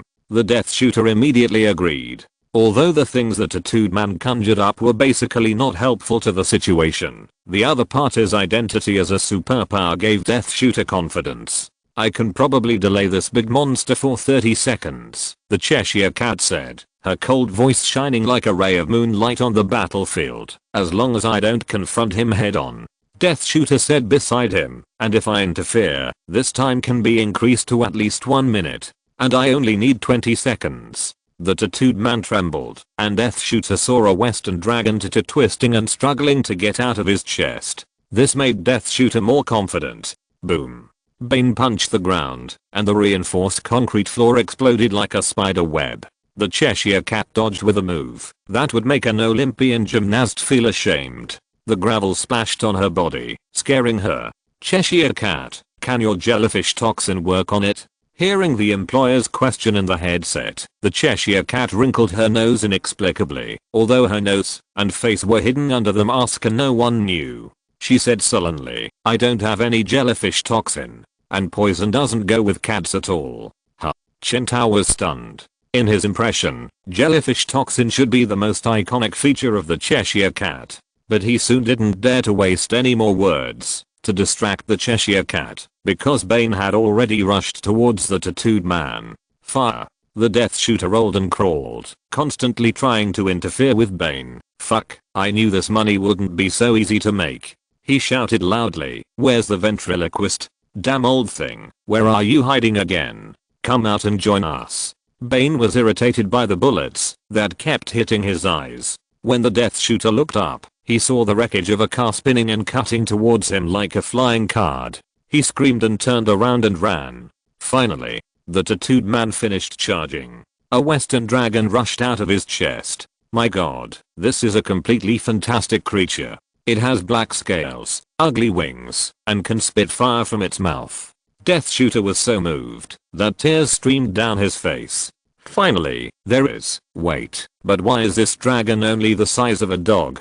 Woof. As soon as the dragon came out, it squatted on the spot, snorted, stuck out its tongue like a dog, and made a snorting sound. Question mark question mark question mark. Asshole, are you kidding me? I don't know what's going on. The tattooed man was sweating profusely. "This is the first time I have tattooed such a fantasy." The next second, the fire-breathing dragon was trampled into a meat paste by Bane. "It's over." Death Shooter's heart sank, and he turned around and left without hesitation. There was no possibility of victory. He glanced at the battlefield. The tattooed man was hit hard by Bane, and his hands and feet were twisted like a rag doll. He was basically finished. Killer Croc was covered in blood, lying there like a dead dog. He couldn't save him, so he said goodbye. The Cheshire Cat jumped around like a monkey, dodging Bane's fists. It would take seconds for him to die. "Death Shooter, you have to save your teammates. The Cheshire Cat and Killer Croc will soon lose their ability to resist. You must." Death Shooter said nothing. He threw his 2 submachine guns and rocket launchers, as well as his backpack of ammunition and weapons, on the ground to make it easier for him to escape. He knew very well that, if he ran away, the Cheshire Cat and Killer Croc would definitely die, and the entire newly formed Suicide Squad would be almost wiped out here. This was definitely not a result that the people behind the scenes could accept. If he ran away from the battlefield, he might be retaliated, his reputation might be damaged, and there might be all kinds of serious consequences and troubles. But no matter what, it was better than dying on the spot. Hold on for a while. Death Shooter heard the sound of wind whirring in the headset, as if the other party was riding on some high-speed moving vehicle. Hold on for another minute, and in 1 minute, there will be reinforcement. Hearing the other party say such ridiculous words, Deadshot laughed in anger. Bullshit. He didn't even notice that his voice was shaking. He looked at the muscle freak who threw the car wreckage like a toy. What kind of reinforcement can deal with such a monster? Who else in Gotham City can deal with such a monster? Batman. Chapter 11. Flee. You just need to get lost. I'm running away. Stop. Don't talk about $200 million. I'm afraid I can't resist the temptation. No matter how much money you have, you still have to live. Yes, you have to live. Lawton, Dead Shooter's original name. There is still a chance to survive if he cooperates with the Cheshire Cat. Dead Shooter paused, and he looked at the ventriloquist who came out from the corner with an ugly face. This old bastard, who had been a coward just now. Oh, I'm sorry, Mr. Lawton, I don't want to, but Bat Baby asked me to do this. The ventriloquist said the words of apology, but the muzzle of the Thompson submachine gun in his hand was tightly pointed at Dead Shooter. On his round fat face, the glasses flashed a faint light. Don't force me to do it, Lawton. A more gloomy and hoarse voice came out of the Bat Baby doll in his hand. Dead Shooter's heart sank to the bottom. Arnold, if you don't attack him, I will attack you. Chen Tao couldn't help but secretly congratulate the ventriloquist for his assist in his heart. Good. You know the supervision team. Fuck. Deadshot cursed. The ventriloquist was right. With the Cheshire Cat in front, they would definitely be able to hold out for more than a minute. But if he got into a fight with the ventriloquist now, with wolves in front and tigers behind, he would undoubtedly die more miserably. He picked up the rocket launcher that was thrown on the ground. 1 minute. He cursed. Just 1 minute. Then he raised the rocket launcher and fired at Bane. Yeah. Get out of the way. The Cheshire Cat, who was dodging left and right, was almost blown up by this shot. She jumped and rolled to the side, gasping for breath, and her voice was no longer clear and cold. Asshole, you dog. You almost blew me to death. Countdown. 50 seconds. Boom. The intense flames and smoke enveloped Bane, but Deadshot knew that weapons of this level could only repel the opponent, and could not do anything to the opponent. He fired continuously, then took 2 steps at a time, and rolled behind the ruins of a car. Countdown. 40 seconds. Bane jumped out of the smoke. The Cheshire Cat tried to continue to interfere with him, but Bane ignored her, and looked at the Deadshot, then shot out at him like lightning. Every time he rushed, it was like teleportation. Bang, bang, bang. With 4 gunshots, the 4 lights that had been illuminating the scene exploded almost at the same time. Bane's footsteps paused slightly, but the silvery moonlight still guided Bane's way forward.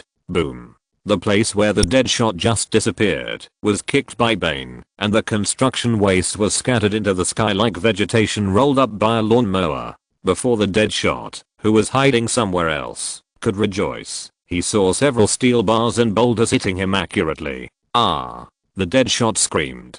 He barely avoided the steel bars that were enough to kill him, but was still hit on the shoulder by a boulder. Damn it, Bane was not fooled by him at all.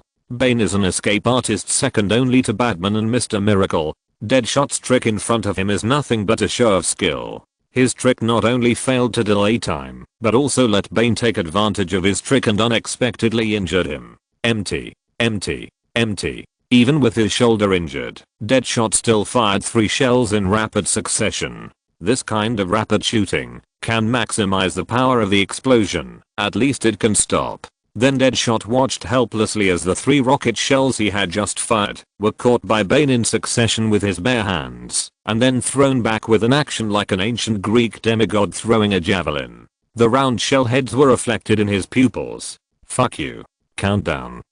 30 seconds. Boom.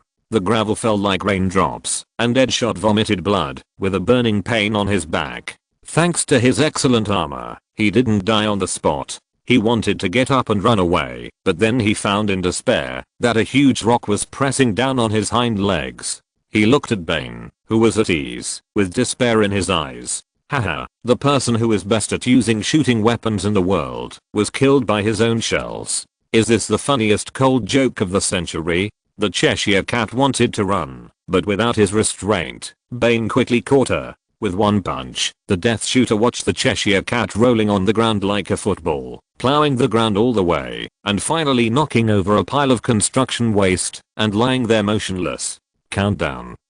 20 seconds. The Death Shooter laughed miserably, and then vomited blood again. Maybe his internal organs were damaged, but it didn't matter anymore. He looked at Bane indifferently as he walked towards him step by step. He thought of his entire life, scene by scene, like a kaleidoscope turning in front of his eyes. Damn, he was beaten so hard that a kaleidoscope appeared. The Death Shooter wanted to laugh. A poor boyhood, the dream of becoming a painter, the 12 bullets that pierced his parents and sister, a broken life, a military career, becoming a mercenary, and a daughter. So, countdown. 10 seconds. So, this is the end. This is the end of Floyd Lawton's life. Moon, you are dark and bright. The world breathes, murmurs after the heat and explosion. There is no military force here, except me. There is no authority here, except me. There is no hope here, except me. There is no Batman here, no one else. There is only Bane here. Countdown. 3 seconds. Bane reaches out to Deadshot, the fatal, ending caress. 2 seconds. His rough palm rubs Deadshot's throat. 1 second. Go to hell. 0 seconds. Bane, the roar seems to come from a long way away, but it seems to be right next to my ear. The earth trembles, and the white night is terrifying. Bane paused, and suddenly turned back. At the top of the garbage mountain, he was trembling all over, staring into the eyes of the ultimate nightmare that was like a god. But it was like a bomb of nothingness exploding in the air, and the cold shock swept through Bane's huge and terrifying body, making the hairs on his body stand up. What kind of eyes were those? The bottomless darkness howled hysterically in his eyes, and the surging momentum came like a tsunami. The air he exhaled was like the coldest north wind, with biting cold, and like the glaciers on the Arctic Ocean that have not melted for thousands of years. He was just standing there, but it was like a mountain of water falling from the sky on the earth. One more step forward, and you will die. That's what his body told him. Bane knew that Batman never killed people. He was a good man, a superhero. Superheroes all have the iron rule of not killing, right? But he felt that even his genes were roaring and warning him, one more step forward, and you will die. Bane knew that, even if the Bat wanted to kill him, it would not be able to kill him. He had full confidence in his body. But what did it matter if he knew? The fact was that every drop of his blood, every muscle, and even every strand of his hair was roaring at him. Move forward, and you will die. Bane didn't know how the Bat did it. He didn't know how the Bat sent this death threat that was like a biological hormone reaction to his body. It was impossible. It was unscientific, but this was what Batman did, so it seemed very reasonable. The real master of Gotham City roared and screamed in front of him, announcing his sovereignty. The Bat lifted his wings and cast a shadow, illuminating this time, this moment, and this place, announcing the arrival of the son of Gotham. So Bane left the Dead Shooter behind, and with a few leaps, he disappeared behind the garbage dump and the wreckage of the car. At the far eastern horizon, the first rays of dawn just happened to tear apart the skirt of the night like a sharp sword, illuminating the nightmare figure. He stepped on the rays of light, sweeping away the darkness in all directions of the universe. The red sun rose in the east, its path was bright. The long and vast night ended here. Chapter 12 Tradition. The third generation Robin Tim Drake was wearing a pair of shackles and anklets, sitting in the seat reserved for Batman in front of the Bat computer in the Batcave with a sour face, just like a housewife who just found out that her husband had cheated on her. Alfred, Batman has been a little off lately. Definitely a little off. He held his throat and said sarcastically, ignoring Batman's orders is almost a traditional skill of every generation of Robin. So I'm sorry, dear Tim, I'm afraid I have to lock you up. When Tim thought about how he stupidly stretched out his hands when Batman asked him to, he wanted to slap himself twice. Ha ha ha. Alfred brought a box of pastries over. It's Robin's job to take a break occasionally. How about a piece of candy? Do you want taffy or chocolate? I want both. Tim took the pastry sullenly and started to eat it. His voice was a little fuzzy because he had too much taffy in his mouth. Ah, thank you. But Alfred, to be honest, I think there might be something wrong with Bruce. He swallowed a big mouthful of pastry. Maybe it's mind control, maybe it's a magical soul swap, maybe it's another conspiracy of the Mad Hatter, but I beat him for 2 hours and he refused to tell me. In fact, no matter who the soul living in Batman's body is now, at least, I don't think he is Bruce. The young Robin put the empty plate on the table and his expression gradually became serious. I have to say, he is the most superb actor I have ever seen. Even Basil Carroll, the original name of the Clayface, a villain who can transform, would be dumbfounded when he saw him. Tim paused and continued, however, even such a great actor cannot imitate things he does not understand at all. His understanding of Batman is biased. Bruce is just a mortal. Alfred, no matter how terrifying Bruce appears in front of outsiders, he is still a mortal, and we all know that he is just a mortal. But he turned Batman into a god walking on Earth. The spirit, the demeanor, the most powerful thing is the momentum. I have seen Bruce angry more than once, but this fake is simply 100 times more terrifying than the original. I feel my heart stop when he looks at me. He said a little irritably, I have secretly used more than 40 methods to verify his true identity in the past 3 days. Iris, fingerprint, DNA testing, biological AI logic analysis, gate detection. But no matter how I verify it, he is the original Bruce Wayne. He looked at Alfred seriously. But what? Hiring mercenaries to help him complete the task of fighting those Arkham lunatics, and taking the initiative to abandon Robin and act alone. Of course, abandoning Robin and acting alone is also Batman's usual style, but this is different. His eyes gradually became deep, and those nonsense about retiring. He is definitely not Bruce. We should probably arrest him, and then use crowbars and whips to torture him about where the real Bruce is. It's terrible. Chen Tao maintained a condescending and contemptuous attitude like a bat, his heart pounding. But fortunately, the fake bat scared away the real Bane, and this level was passed. The current situation is indeed as he expected. Bane is not a pure warrior, but a cunning hunter. Before confirming that Batman is exhausted, he will never easily confront Batman head-on. It turns out that in history, he waited for more than 3 months, allowing Batman to capture the lunatics he released from Arkham one by one, and after confirming that Batman was completely exhausted, he hid in people's homes to attack. Such a cautious Bane would never start the final duel here. Chen Tao still has time before his weak nature is completely exposed.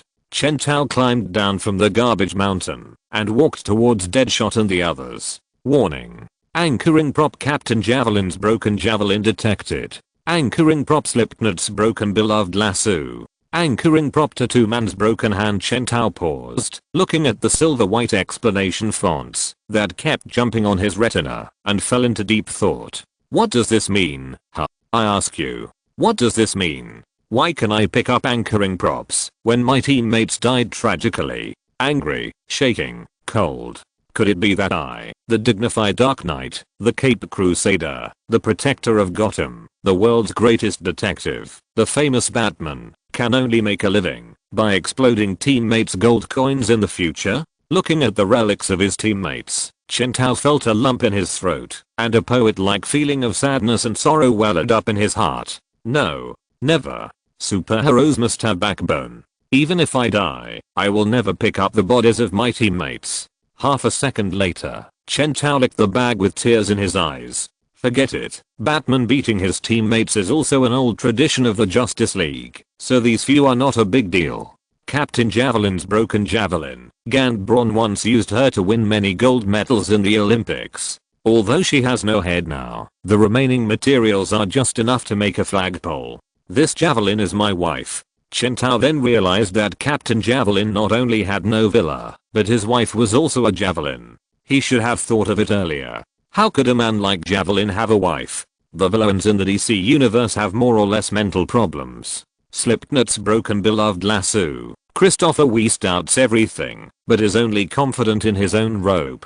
When he was lonely in the middle of the night, he even used a rope to seduce others. Whenever he tied someone up, the corners of his mouth would always curl slightly, and a confident smile would appear on his face. Oh, woo woo woo, the lasso responded to me. I firmly believe in its judgment. This one is even more of a heavyweight. Chen Tao decided not to hire such a pervert again, especially since he had killed himself. The broken hand of the tattooed man. John Oakes used to be an ordinary sailor until he was imprisoned for fighting and met the first generation of tattooed man Abel Tarrant in prison. He has always kept the anchor tattoo he got when he was a sailor on his arm to recall those youthful years. It's slippery, I tell you, the deck is really slippery.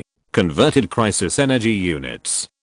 Chen Tao was speechless. 3 weaklings only converted 10 crisis energies for him in total, and the 3 people added up to the same amount as the ventriloquist converted for him before. But in the final analysis, how is this crisis energy calculated? Any of these 3 people can fight the ventriloquist equally. Why is it that only a little bit is transformed? Warning. None of the 3 anchored objects you have found the target Batman. You will be randomly matched with 3 weak and low level Batman. Matched, Batbaby. Do you want to consume 1 unit of crisis energy to synchronize? Chen Tao noticed that unlike the previous Batmobile, there was a small silver-white description under the Batman matched this time. A Batman who was about to die in a dark multiverse reincarnated his memories into a baby, thus obtaining the baby's body. Later, because his head was too heavy, he accidentally fell down the stairs and died while trying to walk upright. Danger level, no level. Chen Tao's face suddenly turned black.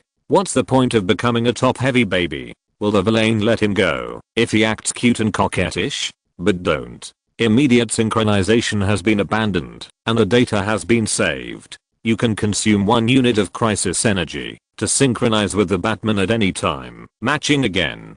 Success matched. Batman. Batman from a certain dark multiverse bought the entire Gotham City and turned the city into his medieval surfer state, and then was killed by Superman as a villain. Chen Tao was powerless to complain. Superman actually kills people. What a cruel and twisted world. Out of sync. Matching again. Success matched. Mayor Batman. Bruce Wayne from a certain dark multiverse did not become Batman, but became the mayor of Gotham. As a result, he was assassinated, and his head was hung on the gargoyle of Wayne Tower to warn people not to go against the gangs. Another useless ability.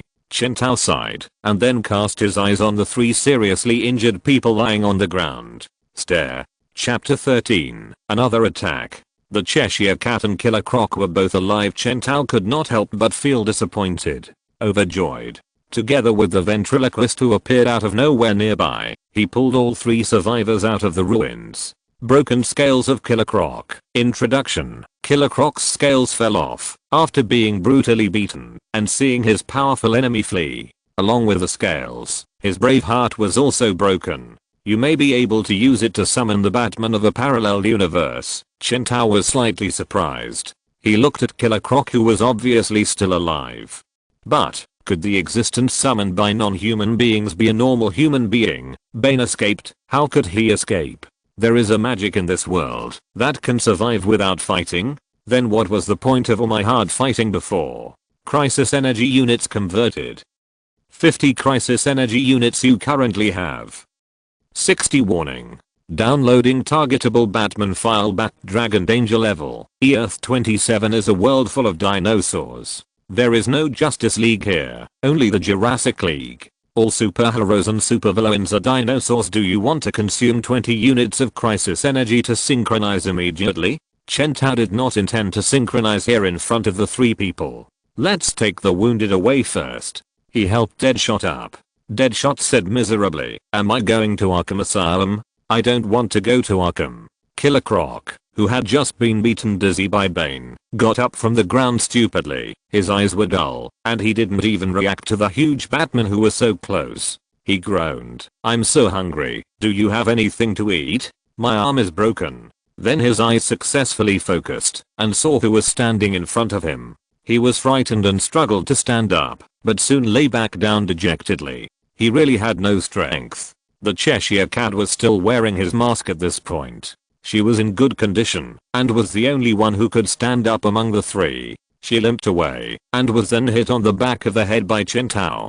Chintao found that he was getting better and better at knocking people. Everything seemed normal and things were finally moving in a stable direction. Next, Chintao only needed to take them away and continue to manipulate them behind the scenes, recruit more combat forces, and hire more fighters. But Chintao had been thinking about a question.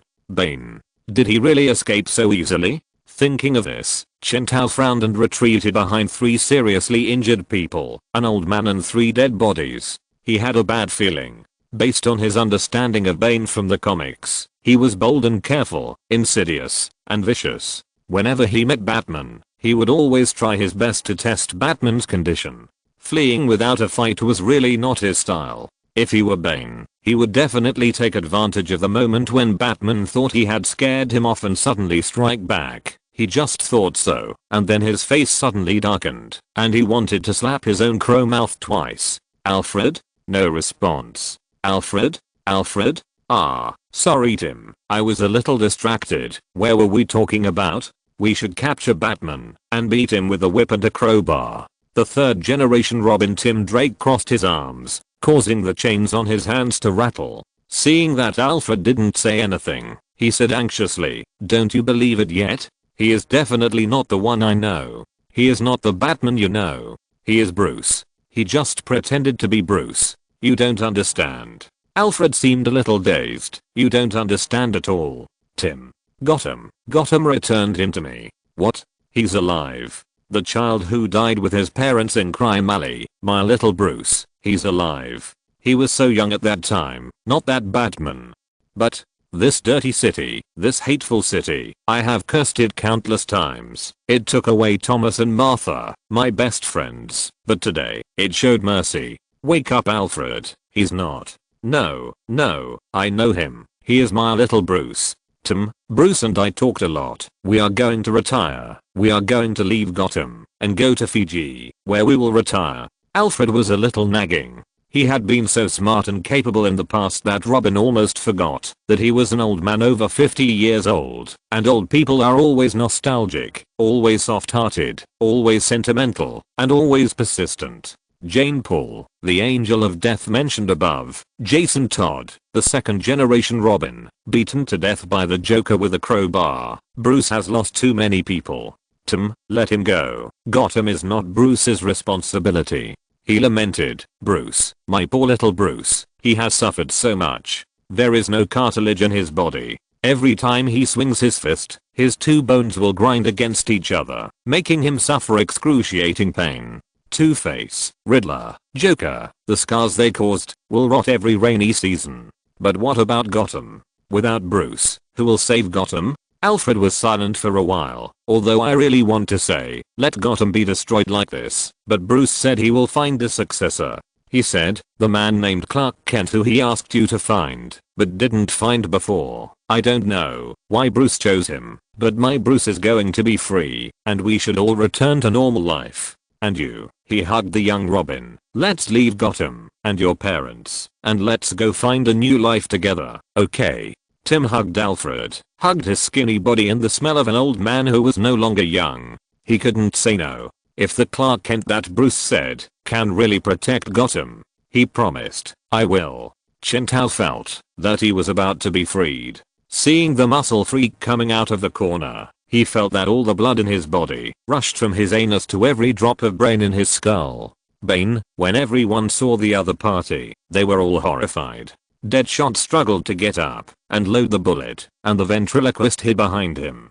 Cheshire Cat, the girl with a slender figure, was still lying on the ground unconscious. Killer Croc didn't lie down either, he just got up and stood beside Chintao. Woo woo woo, it's still safe to hide next to a superhero.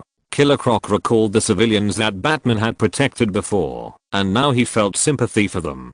He said, "This world is crazy. I never thought in my life that I would fight alongside Batman. But now no one cared about Killer Croc's life experience. Everyone was ready for battle." Batman slowly stood up.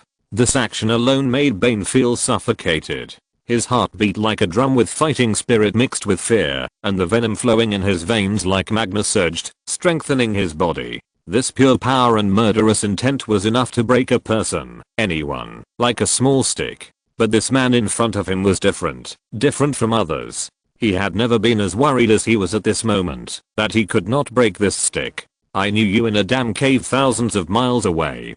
Bane spoke in silence. His voice was hoarse and deep under the ventilator. "I met you in my dream, and then I escaped from that hell, from my dream, for one purpose. To find you, and then to destroy you, and take your Gotham. So you came to my city, and then you hid in the gutter in the corner like a rat." He heard Batman say, "Release the lunatics from Arkham, and watch me deal with them, and you dare not stand in front of me, until they wear me down to exhaustion." Bane knew that Batman wanted to provoke him, and he would never be fooled. "I have seen too many pretentious idiots like you. You have caused so much death. So many lives have been killed, just for the so-called rule of this city, just for such a ridiculous reason. I will kill for anything." Bane answered him. His momentum rose little by little with the verbal confrontation. "I will kill to eliminate harsh sounds." His muscles stretched, and his bones jumped. "I will kill to extinguish the light in the eyes of those who dare to look me in the face."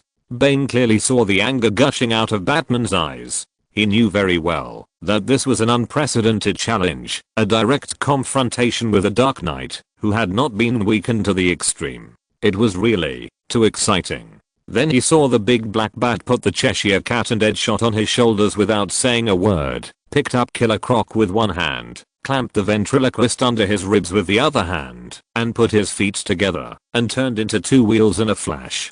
Bane. Chapter 14. Running away is shameful but useful. Dora-woo-hee-loo. With the groan of the engine, Chen Tao ran away directly, suppressing the dirty words that Bane wanted to say. For the first time, Bane showed a horrified look on his face. His intelligence on Batman was seriously wrong. What is that? He replayed what he saw in that second in his mind again and again. How could a person's feet turn into wheels? When he reacted, he immediately took out a headset and put it on his ear while chasing. Zombie Man. Caveman. Birdman. "We are here, Bane." Bane's men answered on the radio communication channel. "The plan has changed, all come to chase him, men." Bane looked deep. "I need to find out what happened to Batman." Although he was carrying 4 people, Chen Tao ran away. Turned the wheels and ran away, and Bane was stunned for a while. The Batmobile was hated by everyone in its own world, and running away was of course a passive skill. Chen Tao tightened his gluteus maximus, his own liquid nitrogen sprayer. "Oh my god."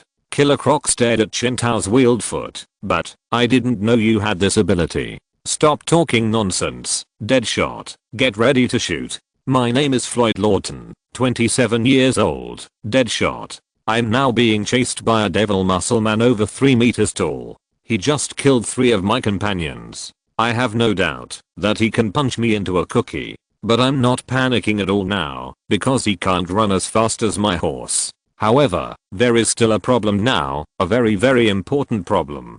The horse I'm riding now, his name is Batman." Even on such a bumpy shoulder, his bullet still accurately bit Bane's eye, forcing the opponent to cover his face with his palm. "We are finished." He shouted to Batman, "Why can't you go up and fight Bane?" "Because there is no way to beat him, idiot." Chen Tao said, "In order to protect your safety, I can't fight Bane and take care of you at the same time." The Cheshire Cat immediately showed an expression of a cat being moved, although she was wearing a mask, and it was impossible to see what her face looked like. "It's okay, you don't have to worry." Deadshot glanced at the Cheshire Cat. "Do you really believe his nonsense?" He fell into deep thought. Batman must have a special reason, but now he knows too little information, so he is completely in the dark. "Your feet." "Shut up, just take the bus, I'll figure out a solution." Chen Tao's prostate drifted, barely avoiding a boulder thrown by Bane, and said unhappily, "What's the matter? Look ahead." Chen Tao turned his head and saw several large buses blocked in the middle of the road ahead.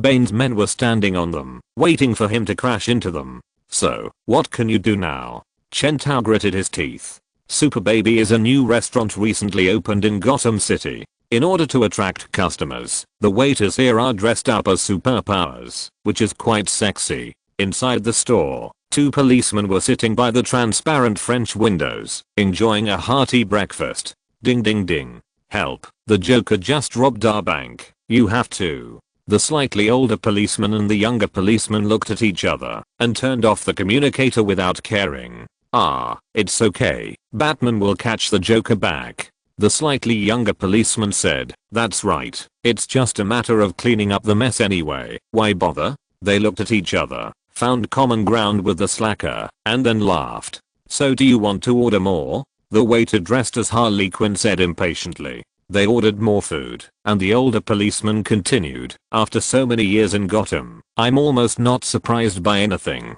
Yeah, there's always work to do. Do you remember that Poison Ivy robbed Star Labs a few days ago, and Gordon was in a hurry, as if something big had happened? What about now? Ha ha ha. That's right, anything can happen in Gotham." The old policeman took a sip of beer. "Even if I see a dinosaur wearing skateboard shoes on the street now, I won't find it strange. But how does the saying go? The sun will rise as usual, and Batman can solve everything." The young policeman froze. The old policeman looked at the dumbfounded young policeman strangely. Look behind you." He turned his head and saw a huge green Tyrannosaurus Rex that was at least 6 meters tall walking down the street. It was wearing a somewhat tattered uniform that was exactly the same as Batman's, revealing anthropomorphic strong arms and thighs, with golden spiked armor wrapped around it, and a mask on its head, although the mask looked like it was not on his dinosaur head. He held a few unclear small things in his left and right hands, which seemed to be several people and a big lizard. The atmosphere of the restaurant was also quiet, and everyone stared blankly outside, watching the dinosaur's tail disappear around the corner. The 2 policemen looked at each other. "Ha ha ha ha ha, we are really dazzled. How could such a thing happen?" They patted each other on the back, laughing breathlessly, and then fell silent together. There was a loud bang, which was obviously the sound of a rocket exploding. The dinosaur came back with 2 more wheels on its feet and was chased by 3 people holding rocket launchers and a muscular man. Roar. The 2 policemen looked at each other. Bang. The door of the restaurant was opened directly, and a large number of customers screamed and rushed out, successfully escaping the bill. The 2 policemen ran out of the store, tremblingly took out their small pistols, and looked at the big green dinosaur on the street, blocked here and there, running from here and there. Rockets flew everywhere, bullets flew everywhere, and the vehicles parked on the roadside were hit by rockets, flipped into the sky with a violent explosion, and then were caught by the muscular man who jumped up and threw them at the dinosaur like a shot put. People on the street wailed and fled in all directions, leaving a mess everywhere. "Look at what you have protected." The big green dinosaur actually didn't forget to save people while running away. He picked up a little girl who was almost hit by a fallen street lamp, and then picked up a middle-aged man who fell down. Then he abandoned them casually on the way, jumping left and right, as agile as a big ape. The 4 people chasing behind were furious, but how could they keep up with the long legs that slid out more than 10 meters in one step? In the end, the big guy seemed to be finally irritated by the 4 people who were chasing him relentlessly, and he actually beat up 2 of the people holding rocket launchers. Before the 2 people were ready to escape, and the muscular man came to find him, the big green dinosaur got away again. He jumped up suddenly, kicked the wall with the tire on his feet in midair, and with the reaction force of the rotation, he rushed to the wall with a bang, jumped onto the roof, and crushed a large piece of bricks and tiles. The 4 pursuers also climbed onto the roof. They chased and fled, and soon disappeared, leaving only 2 policemen looking at each other. Someone nearby was wailing, "My car." The road was full of flames and ruins. A fire hydrant exploded, soaking the 2 people who couldn't dodge in time. The older policeman sighed calmly. "Well, what happened just now? Is that dinosaur Batman?" The young policeman answered him calmly, "Who cares? Our job is to clean the floor. Damn it, Sometimes I feel like an NPC living in a game. I think so too. The old policeman also joked, if this world is a book, the two of us should be the extras in the book without even a name. Right, scene. That's right, Boris. They patted each other on the back, laughed out of breath, and then fell silent together.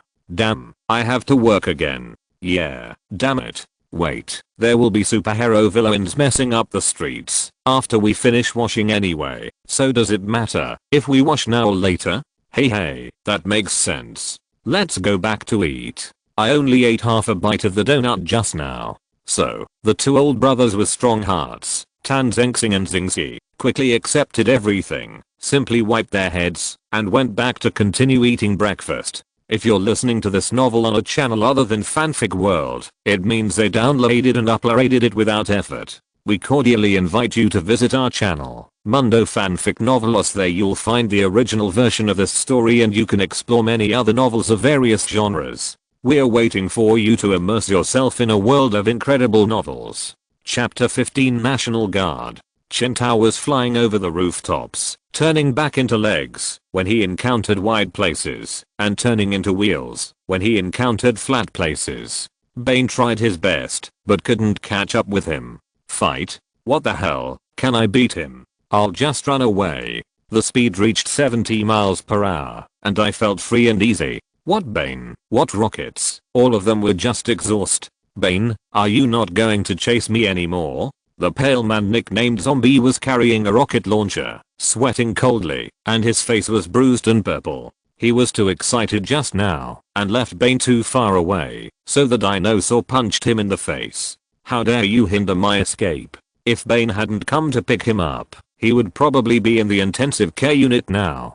Damn it. He had never seen someone who could run so fast in his life. Well, it was the dinosaur, and he had never seen such a weird thing. The expressions on the faces of Bane's other two men, the caveman and the birdman, were no different from the zombies, with a sour look on their faces. Not only could they not catch up, but they were always shot by the dead shot. This was no fun. Hearing that Bane finally said he would not chase him, they all breathed a sigh of relief.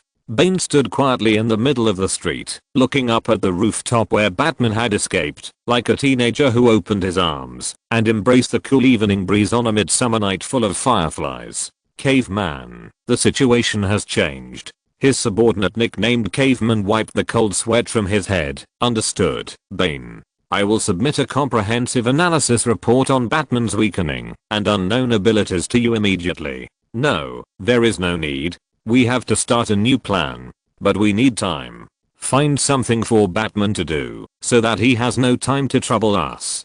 Bane's voice was obviously very low, but the tone gradually became higher, like a beast that tasted blood, or like a girl singing softly calling her beloved lover. Batman ran away, because he was not sure he could beat me, and coincidentally, so was I. I wanted to test his strength, but he didn't give me the chance. He was more cautious than I thought.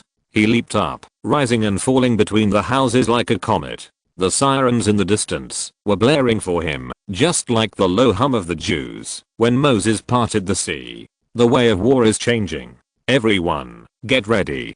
Keep in touch with the radio. Also, don't clash with the police. It would be bad if you damage the streets. After all, this will eventually be my city. On the other side, Badgie. After more than half an hour of high-speed sprinting, Deadshot, Cheshire Cat, Killer Croc and Ventriloquist were thrown into a small alley by Qintao. The fight and chase just now seemed like a dream. Head, empty. Thoughts, stagnant. The Cheshire Cat said dazedly, I don't remember Batman knowing this. It's obvious that the guy hesitated for a long time between being Batman and Dinosaur Man. Deadshot grinded his bloody teeth and told a cold joke. So, are we just thrown here? Killer Croc yelled, where's the employer? Where's Batman? Where's my money? Deadshot didn't care about Killer Croc's yelling. This time he was really thinking from the bottom of his heart not to take this mission. Look at what he met, Bane, Batman, and the superpower called Tattoo Man. If it was a few years ago, no matter how big the trouble was, as long as he was given enough money, he would dare to go and take a chance. But now it's different. He has a daughter. When Bane touched his throat just now, He had thought more than once what would happen to his daughter if he lost him. The answer is nothing. Zoe has adoptive parents. When the news of his death came, his daughter might be a little sad, but she would eventually forget him. His existence will dissipate in the clear sky like a hyacinth. No one will remember it, no one will miss it, and he will not even live in anyone's memory. He will be like a ghost, like Captain Javelin, Slipknot or Tattoo. This is absolutely not something Floyd Lawton can accept. Deadshot knows very well that he is a scumbag, a supervillain. His love for his daughter can never be selfless and devoted. His love contains vicious possessiveness, ugly and affectionate. He wants to watch his daughter grow up. He wants to live with his daughter forever. He wants to see his daughter get married and start a family. He wants to witness every important moment in his daughter's life. He wants to die on the hospital bed with his daughter crying. This is Floyd Lawton's cowardly and despicable wish. Therefore, even if he is regarded as a coward and a fool, the mercenary named Deadshot must live timidly. So he turned to the ventriloquist who was still looking for his lost glasses on the ground and said, "That's enough, Arnold. Tell your employer behind you that I quit." Ding. The elevator door opened. Chen Tao took the elevator to the top floor of the Gotham City Police Department. A civilian police girl dropped the file bag in her hand to the ground with a clatter, as if she had seen Batman. Chen Tao held his expression tight, calmly turned into the staircase next to the elevator, and came to the rooftop. Damn, why is this hook wire gun so difficult to use? .jpg Commissioner Gordon was waiting for him on the rooftop.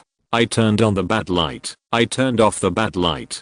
Hey, I turned it on again. I turned it off again. Chen Tao tiptoed behind him. Gordon. Wow, I'm definitely not playing. Chen Tao said, so, why are you calling me so hastily? What's the matter? Gordon sighed. The streets are full of crazy people recently, and the situation has reached an unmanageable point. This is nonsense. Chen Tao narrowed his eyes under the mask, and waited for Gordon to continue. I know you've done a lot. You caught the Mad Hatter and Sass. Pick up the key points. Okay. Gordon sighed, as if he had made up his mind, and said, the mayor has decided to use the National Guard. It's dangerous, but I can't stop him. The National Guard is an independent military force affiliated with the state government and the only regular army that can fight on the US mainland. The mayor's decision means that they have completely lost confidence in the situation in Gotham. In this regard, Chen Tao thought, that's great. It would be best if the National Guard had 400,000 or 500,000 people rush into Gotham to hammer Bane into a meat pie and then directly strike down the dimension, wipe out all the villains in Gotham, and send them to the electric chair, and he, Batman Bruce Wayne, can also retire and be his own rich man. Gordon pinched his nose bridge, but these guys don't understand Gotham at all. They use the same thinking to deal with ordinary criminals to deal with the lunatics in Gotham. This is bound to cause problems, but our stupid mayor just treats this as another campaign trick. I'm worried about this, but what's more troublesome is that they have already included you as a target of attack, regardless of life or death. So you ask me not to interfere with the National Guard's purge of Bane and Gotham? Great. Chen Tao cheered in his heart. That's right. Gordon had a sad expression. I will try my best to prevent the military from causing too much trouble, but you really can't appear again to irritate the sensitive nerves of those politicians. I know this is very unfair to you. That's not the case at all. Chen Tao maintained his superficial seriousness, but this solemnity was interpreted by Gordon as another meaning. Okay, but you can continue to participate in Bane's case. Damn. As if you really won't participate if I don't agree. No, you misunderstood. Chen Tao immediately stopped his divergent thinking. I really won't participate. Ding ding ding. But at this moment, the voice of the Bat communicator interrupted their conversation. Chapter 16 Plant Crisis. The call was made by the ventriloquist, who brought bad news to Chen Tao. Death Shooter wanted to disband and return to Gao Lao's Huang. Chen Tao just felt tired. He once again deeply realized that reality is not an online game, and there is no such outrageous setting as you can see the loyalty of soldiers when recruiting them. The guys he recruited are more troublesome and weird than each other. Gordon stood by for a while and found that Batman did not leave his front. to answer the phone like before, so he consciously walked to the side and shrank. Chen Tao asked the ventriloquist to give the phone to Death Shooter, then calmed down, thought for a short time, and switched the voice to Death Shooter's own voice. Okay, even if you don't want money, you have to save your life and reunite with your daughter. I respect your choice and wish you a happy life, but I still have something to say. Are you satisfied with this? The Death Shooter on the other end of the phone looked a little strange. The other party persuaded him with his own voice, which was inexplicably a little scary. Listen, Lawton, I've investigated you. Your daughter's adoptive parents are just an ordinary family. They can't afford to give your daughter a good education. Your daughter is still in elementary school. Next, she will go to the worst public junior high school in the community, surrounded by hooligans who dye their hair, smoke, get tattoos, and fight. Next, she will go to the crappiest high school. If your daughter doesn't learn bad things, then what? Get pregnant by some redneck scumbag hooligans one day, and then become a single mother, huh? Working as a salesperson in a supermarket, with a out of shape figure and loose skin. Is this the life you planned for your daughter? Shut up, asshole.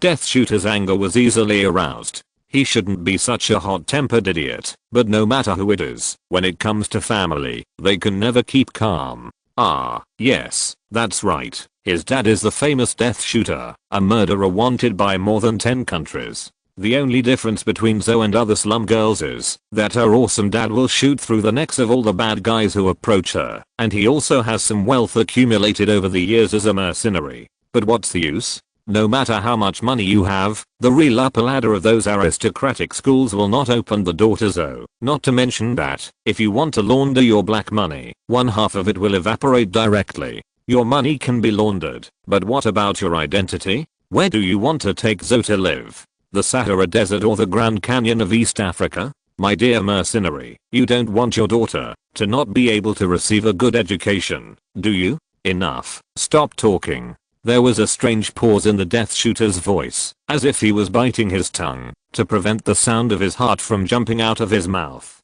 I can get you a letter of introduction from Bruce Wayne or Jim Gordon to the top university in Gotham. I can turn the $200 million I give you into Zoe's legal income through financial operations. I can plan a perfect life for Zoe. Silence. The dead shot on the other side of the phone sighed. He didn't expect that he would change his mind and surrender in just a few minutes after making a decision. He didn't ask the other party if he could help him clean up his identity. He knew that even if he could, he wouldn't do it for him. What the other party needs is a combat force that can fight and charge, not a soldier who always wants to retire. Okay, I get it. I'll help you. What did you call me? Boss. The matter was resolved. Provide facts, put out bargaining chips, and complete the transaction.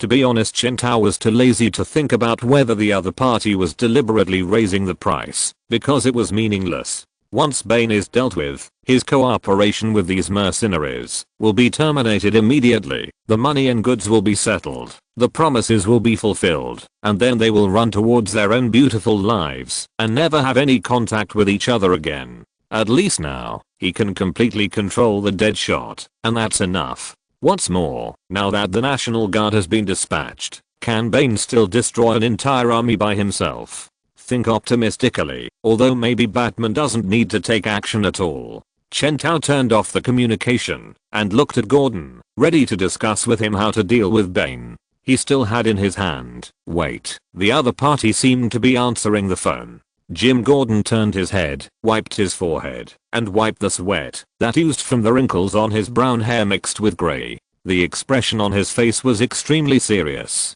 Wait a minute, Batman, he said.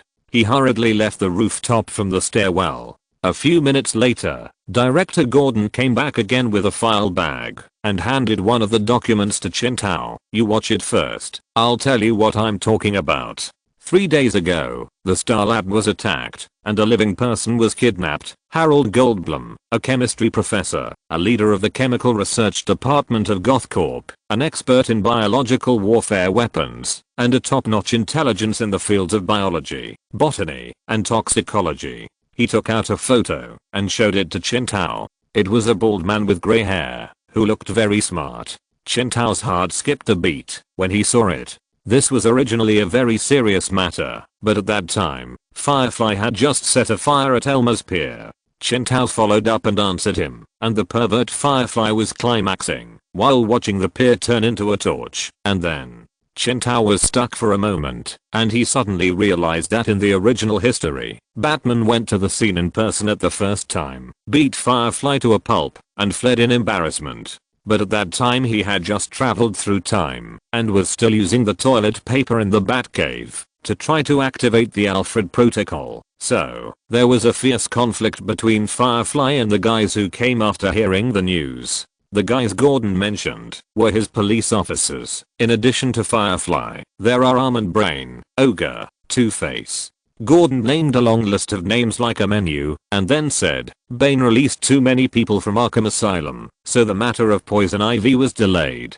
But just 10 minutes ago, I just received a report that the people in the identification department used technical means to repair the damaged surveillance, and we suddenly discovered that Poison Ivy did not rob Star Labs alone. Chen Tao took the photo handed over by Gordon. Standing next to Poison Ivy was a terrifying looking tree man.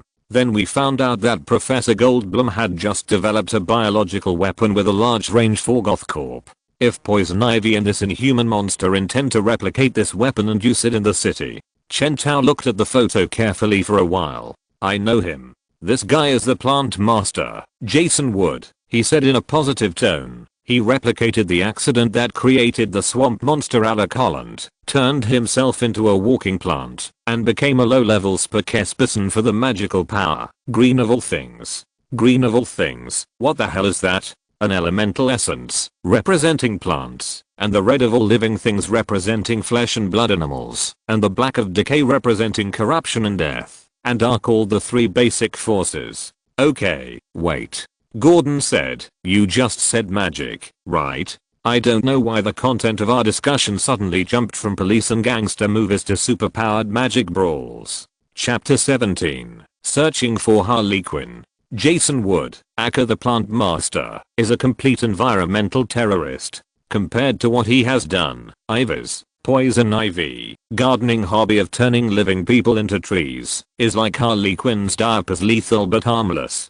Chen Tao did not notice Gordon's expression. His instinct as a super fan of American comics was activated, and he began to reveal the background of the two plant villains. The basic power of the Green of all things is mainly divided into the Tree Council, representing trees, and the May Queen, representing vines. But the instinct of vines is attachment and obedience, so the May Queen, who listens to the Tree Council, most of the time is often overlooked. But this does not mean that they have no power. You must know that the spokesperson selected by the Tree Council is Swamp Thing, and scum like Plant Master is just a low-level agent who makes up the numbers. But Poison Ivy is different. She is the spokesperson for the May Queen, which means that in terms of the nature of power, she is on an equal footing with Swamp Thing, superior to low-level agents like Plant Master. Gordon was stunned by the bunch of messy settings that were suddenly revealed. He opened his mouth, and after saying a few words like an idiot, he said, Batman, your information is really...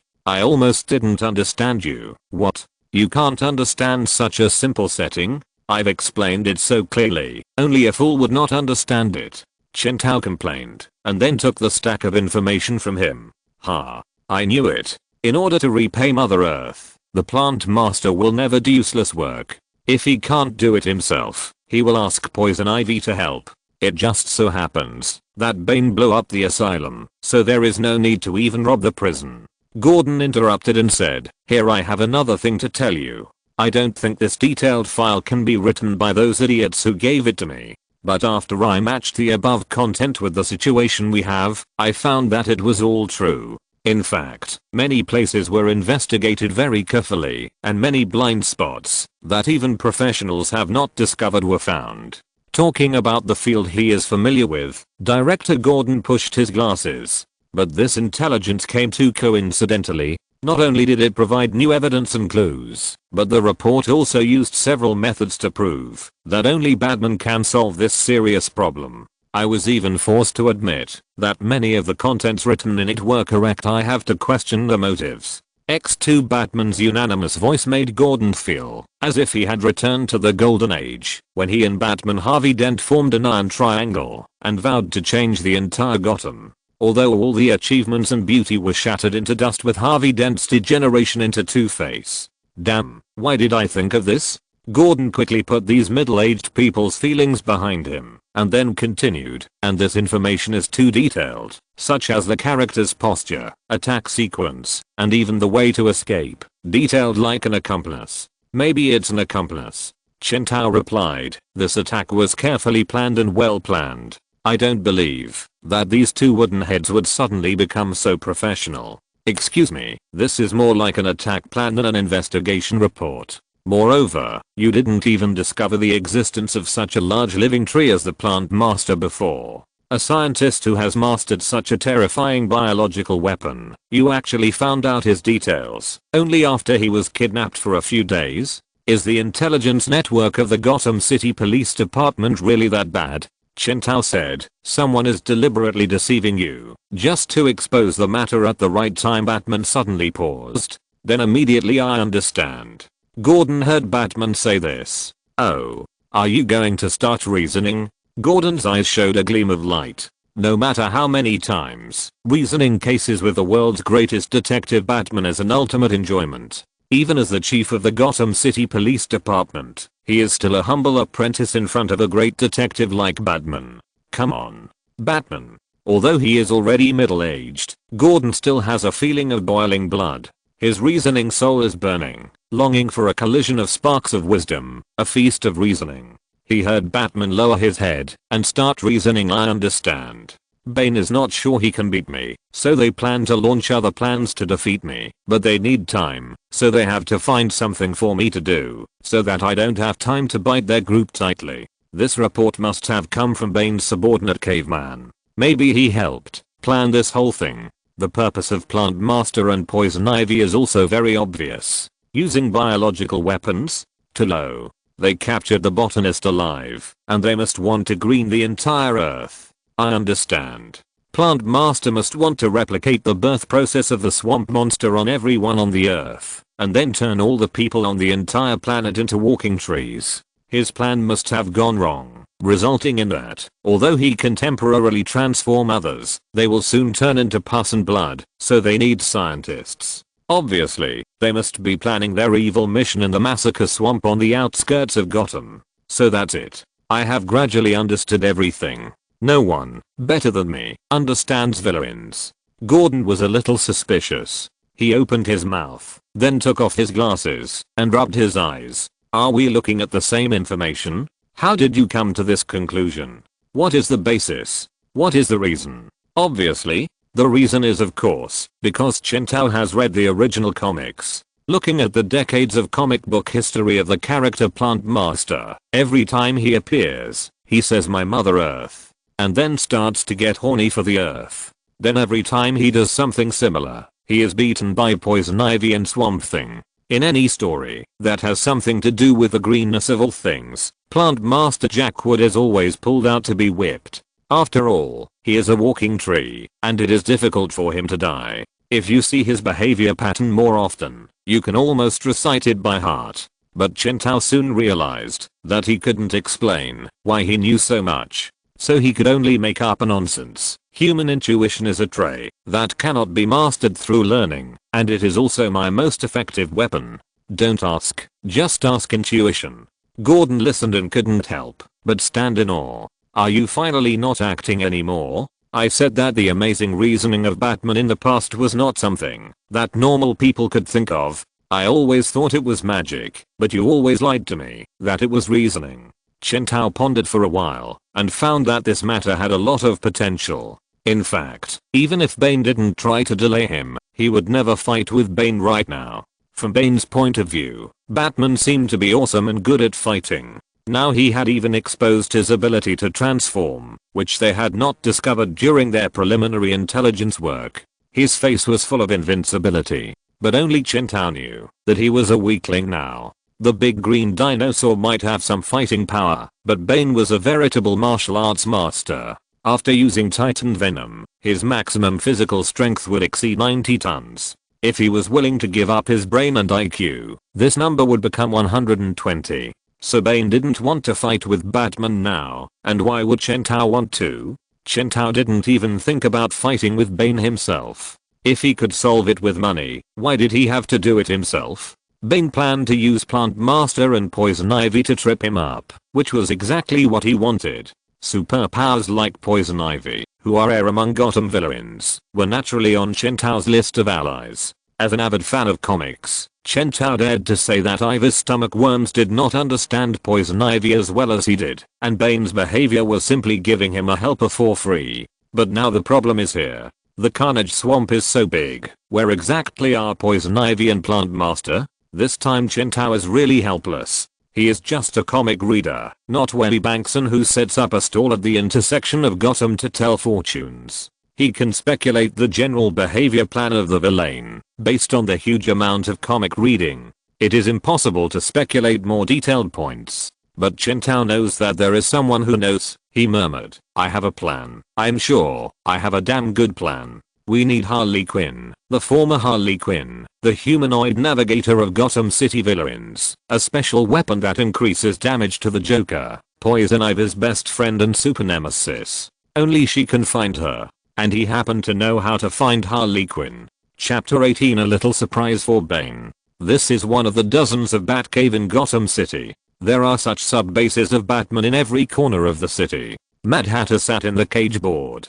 He has been in this oval-shaped oversized transparent capsule cell for more than 16 hours. After escaping from Arkham Prison, he originally planned to hold another oversized tea party, to get a few more powerful subordinates, and then start to make trouble. As a result, he had just gathered all his subordinates and those cannon fodders controlled by his mind with his hat, and he was killed by the death shooter hired by Chen Tao at a high salary. All his subordinates were taken away by police cars, and he also lived in the luxurious room of the Batcave.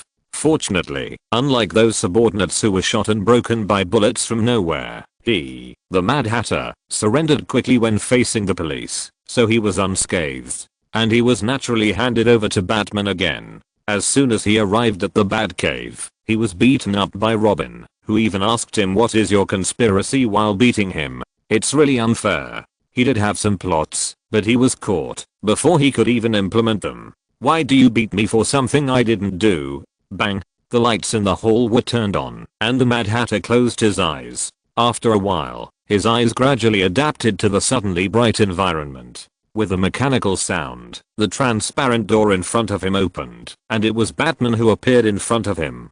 Chen Tao was thinking about how to get the other party to speak. Of course, he didn't let Deathstroke catch the Mad Hatter for fun. He caught him, because according to the comics, the Mad Hatter at this time had a bang. Just as Chen Tao was thinking, Robin beside him jumped up and punched the Mad Hatter in the face, then kicked him to the ground and took out a crowbar from somewhere and started beating him crazily. Speak or not? Ah. The metal crowbar hit the Mad Hatter's head like hitting an unsafe drum, making a dull and rhythmic sound. Chen Tao was so scared that he swallowed his saliva secretly. Robin is really a psychopath. How does Batman teach his children? This is already a violent tendency. The knocking sound is incessant, and it even interweaves with the Mad Hatter screams, to create a sense of rhythm. Reality is really not a comic for all ages. Even Robin will not be a quiet handsome man when he is interrogated.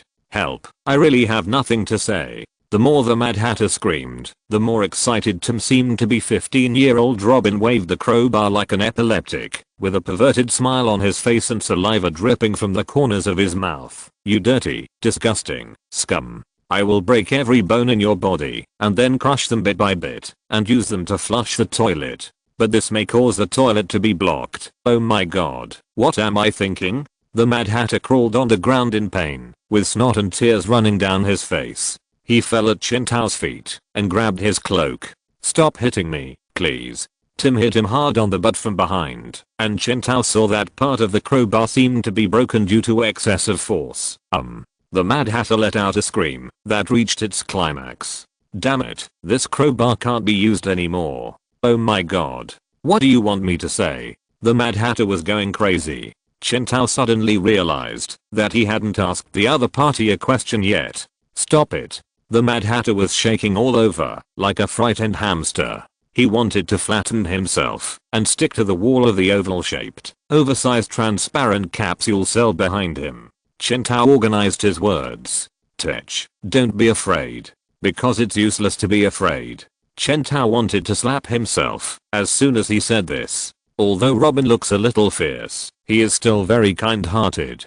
Tim slammed the crowbar on the ground, making a loud bang. The Mad Hatter was so scared that he hugged his head and collapsed on the ground. Chen Tao gave up comforting him. He got straight to the point. You captured the red bird used by Bane's subordinate, Birdman, to monitor you, and then you put a tracker on it. You know Bane's location, Tech.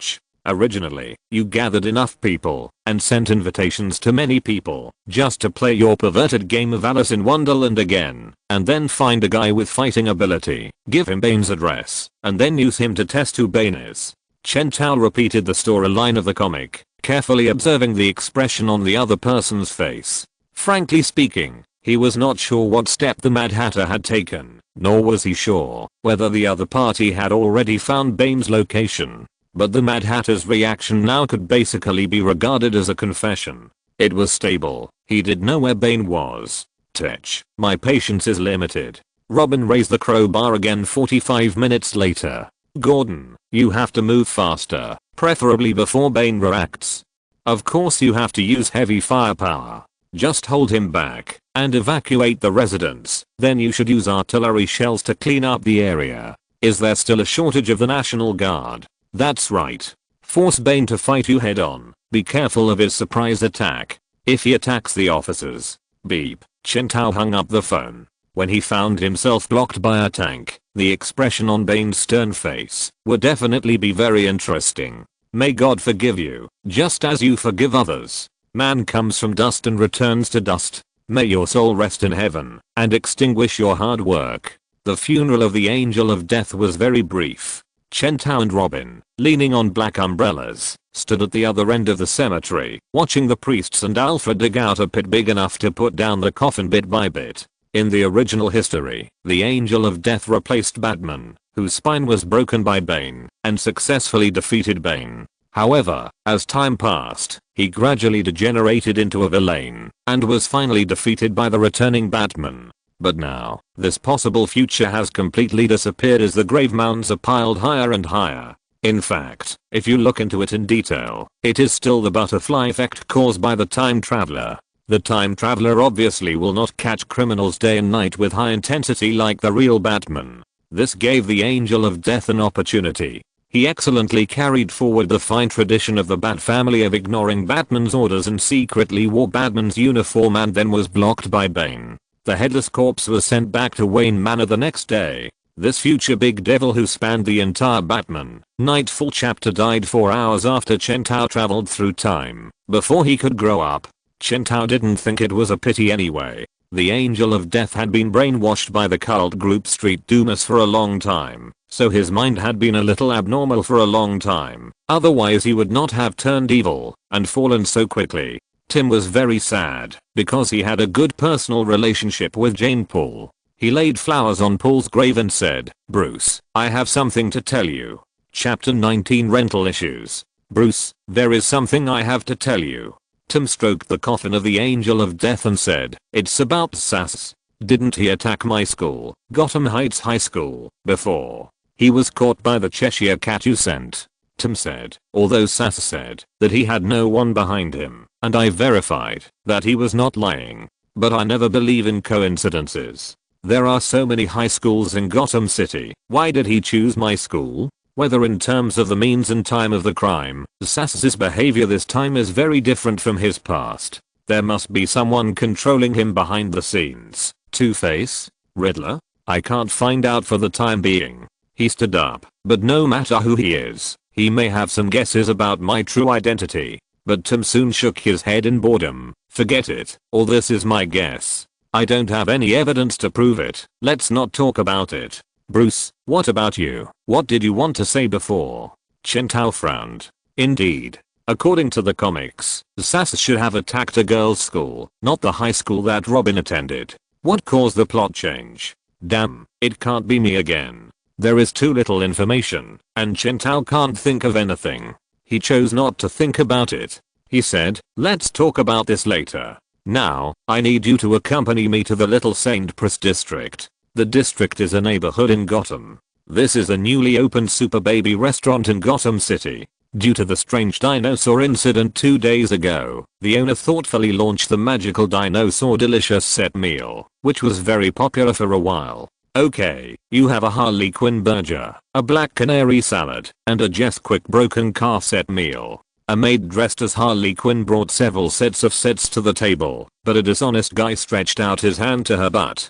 Be careful that your hand gets broken, fatty. Hey, you should be more respectful to ladies. The two policemen sitting on the eaves of the window said, we may not be able to control the big green dinosaur, but we can definitely control you. Ha. It's a pity that in Gotham, the more the police don't want certain people to do something, the more they do the opposite. The dirty hand still stretched out. The younger of the two policemen got a little angry. Boris, I can't stand it anymore. Bang. The man with the dishonest hand screamed loudly and was actually picked up by the barmaid with one hand, thrown to the ground, and his arm was broken with a crack. The waitress dressed as Harley Quinn patted the non-existent dust on her hands. So, is there anything else I can do for you, pretty boys? Damn, she broke my hand. She fucking broke my hand. Squeak. A few hours later, it was time to get off work.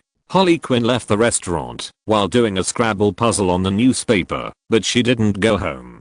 She took the subway to an apartment in downtown Gotham. Knock, knock, knock. She climbed the stairs and knocked 3 times at the door. Oh. Harley looked up and saw a leaf sticking out of the crack in the door. Others will find out. She immediately stretched out her pale and tender little hand and plucked off the green leaf. No one responded.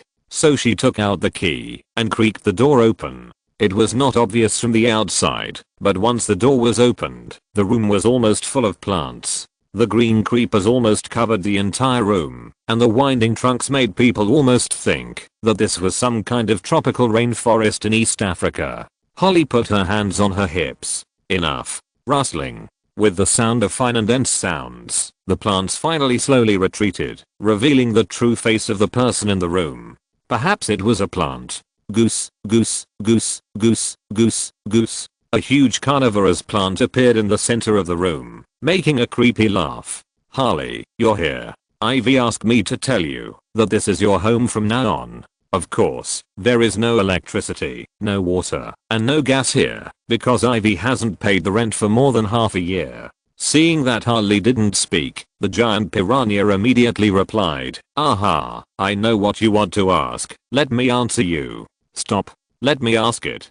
And, Frank, can you stop these exaggerated body movements? The giant piranha paused. Oh, Harley, I thought you would like these. First, I broke up with the Joker a long time ago, and second, I have changed my ways and found a job as a waitress in a hellhole restaurant called Super Baby. Third, I'm sane now, not crazy at all, and my name is Harleen Quinzel, not Harley Quinn. Holly squeezed her face hard, revealing a twisted smile, then stretched out her hand and flattened the corners of her mouth that were raised high, and then her face returned to normal, and she could not see the demeanor of the crazy Joker girl in the past. Fourth, I was cured, and the doctors in Arkham awarded me a bunch of random awards. In short, I was not released with Xiao Han. If I hadn't been really broke, I would have. Oh, damn. Let's not talk about this. It's weird. Harley looked at the mess around her and said, didn't Xiao Han tell me before that he hired a little boy from the neighborhood to help him clean the room and water the plants? Why is there?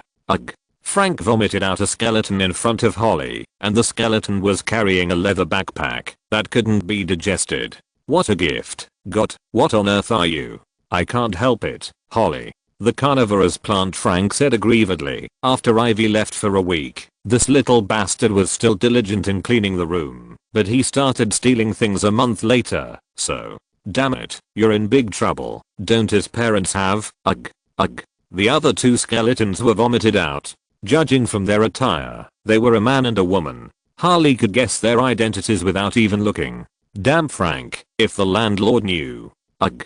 A skeleton leaning on a cane was vomited out. This skeleton was relatively new, with 2 pieces of undigested rotten meat on it. Frank vomited out another gun. It's not my fault. The parents of that little bastard are out and out gangsters. They came to our house with guns. They don't look like good people at all. The landlord had already taken back the house and took many of the plants that Ivy and I planted for himself. This was nothing, but he actually wanted to make flour in this room, so I had to do it reluctantly. Holly was speechless. Okay. She was a little tired. Anyway, I'm just an ordinary person now, so I can only live here. There shouldn't be any hell now. Knock knock knock. The door was knocked. Holly heard someone outside shouting, "Open the door. Batman.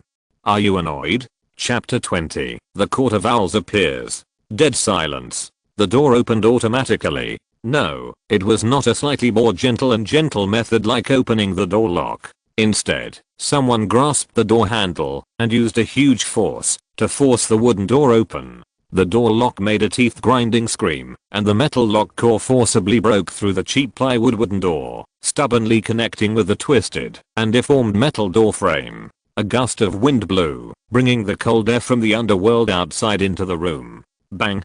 Damn. Holly Quinn couldn't help but shudder. She regretted how she could be attracted by the skeleton and didn't notice that someone was approaching outside the door. In the countless days and nights in Arkham, she should have trained her hearing to the limit. At this time, the evening was just coming to an end. The afterglow of the setting sun shone through the broken door, illuminating the room with a dark shadow. It was as if, because of this little light, the existence of darkness itself had meaning. Then, it went out. Holly Quinn slowly picked up her backpack. The tall figure stood at the door. The light dimmed suddenly, and the evening was about to end at this moment. Holly Quinn sighed heavily. "You are such a hard-to-find girl," she heard Batman say. Silence.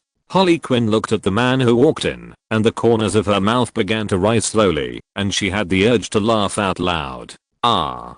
she screamed hysterically. "Oh my god, why is it you again?" She walked to a tree nearby, a miniature dragon blood tree spawned by poison ivy, and banged her head against the trunk.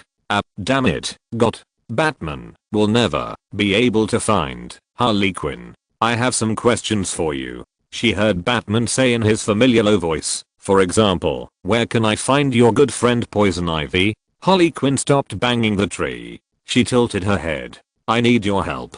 Forget it, honey. In a way, I've started a new life.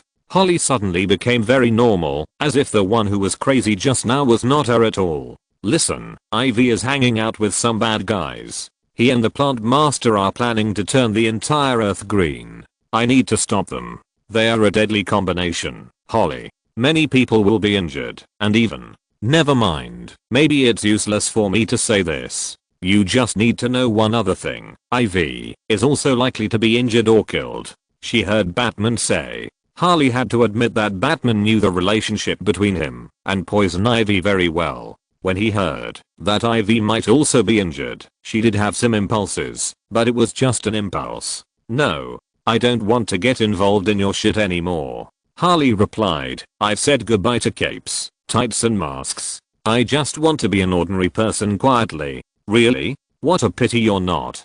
Harley Quinn followed Batman's gaze and saw the 4 skeletons lying on the ground. She grabbed her two braids and screamed hysterically again. She turned around and grabbed Frank, the man-eating plant that stood in the flower pot like a real plant. Arsehole, arsehole, arsehole, arsehole, arsehole. It's obviously you who killed him. Blaming your own murder on a plant won't reduce your sentence, Harley Quinn. Harley Quinn slapped the plant twice. I advise you. Harley Quinn jumped back and forth on the man-eating plant. You're emotional venting. With a crash, Harley Quinn slammed towards the window. As long as she broke the window, she could escape from this room. Holly calculated the distance. Even if it was Batman, unless his arm could change. Okay, I surrender. Chintao retracted his arm and put Harley on the ground. The huge dinosaur arm shrank back in an instant, like a collapsed sponge, and soon turned back to normal human size, without even breaking the clothes. Such a sight that directly violated the law of conservation of mass was enough to make 90% of the scientists in the world drop their jaws, but for the people of Gotham, no matter what Batman could do, it was commonplace. No matter how Batman won, it was inevitable, and Harley was used to it. After all, Batman would always win, and would always win. This was Bane's hiding place. People always thought that conspiracy experts like him should have set up their nests in some mysterious submarines or military bases flying in the air. But it was not. This was just a relatively ordinary hotel in Gotham. At this time, Bane was sitting on the sofa in the room, filling the single sofa with his huge body of 2.15 meters. This time, the city government decided to use the National Guard out of morality, justice and responsibility. Batman. I must say that masked vigilantes who violate the law cannot be compared with real heroes. Let us welcome our real heroes, Mayor Carlo and the head of the National Guard, with warm applause and sincere gratitude. The experts on TV and those fat-headed officials were still chattering. After introducing the situation, he quickly began to desperately belittle Batman and then boasted about the actions of City Hall. The muscular monster was thinking. Frankly speaking, if he hadn't planned to destroy the Bat, he would almost sympathize with him. Batman is working hard for this city, but those upper echelons of City Hall and Gotham are a bunch of complete idiots. He couldn't believe that someone would be stupid enough to tell others about his military movements one by one on TV. Batman. No one took the most dangerous character seriously. At this moment, those guys on TV, well-dressed people, only care about how much traffic they can get by discrediting Batman and elevating themselves. They are more like vultures fighting for carrion than those lunatics in Arkham. They mock the Dent Act, belittle Jim Gordon, deny Batman's strength, and drag down everything Batman has done for this city in the past 10 years. They say that it is the existence of Batman that attracts those cross-dressing lunatics. They describe today's chaos and madness as the mutual attraction of lunatics. They claim that only the army can maintain order and only City Hall can bring about change. But they never thought about, why is Harvey Dent completely disappointed with the judiciary? Why did Edward Nygma fall into madness? Why was the once honest Arnold arrested and imprisoned? Gotham is rotten. Bane knows this better than many native Gotham people. He discovered this on his first day in this city. Batman and his so-called supercriminals are all crazy and perverted. This time we have to take this opportunity to put an end to them once and for all. Bane frowned. The words on the TV were becoming more and more disgusting. Those people who talked and expressed their insides on TV, with greasy hair and powdered faces, exuded a stench from head to toe, and even Bane found them disgusting. So he gave up torturing his ears and turned down the volume of the TV. Boom. A muffled sound above his head made him frown. Boom. He sighed. That's enough. Can you three get it done quickly? As soon as he finished speaking, the next second, with a bang, the ceiling collapsed. His three men, Zombie Man, Caveman and Batman, and an enemy dressed like an owl broke through the wooden ceiling and rolled down. Stop, Bane. City Hall has mobilized tens of thousands of National Guards to deal with you. The Court of Owls intends to fight you. Bane sighed. What are you? Never mind. Chapter 21 Bane attacks. Poof.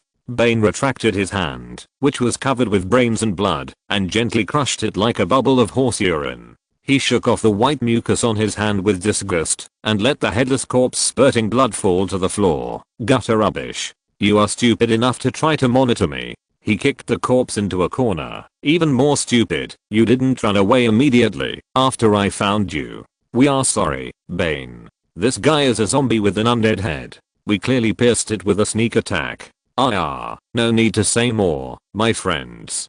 Bane ignored his panting men, and he quickly put the clawed assassin of the Court of Owls behind him. He relaxed his muscles, and his broad chest rose and fell with his deep breaths. Relax. Feel it with me.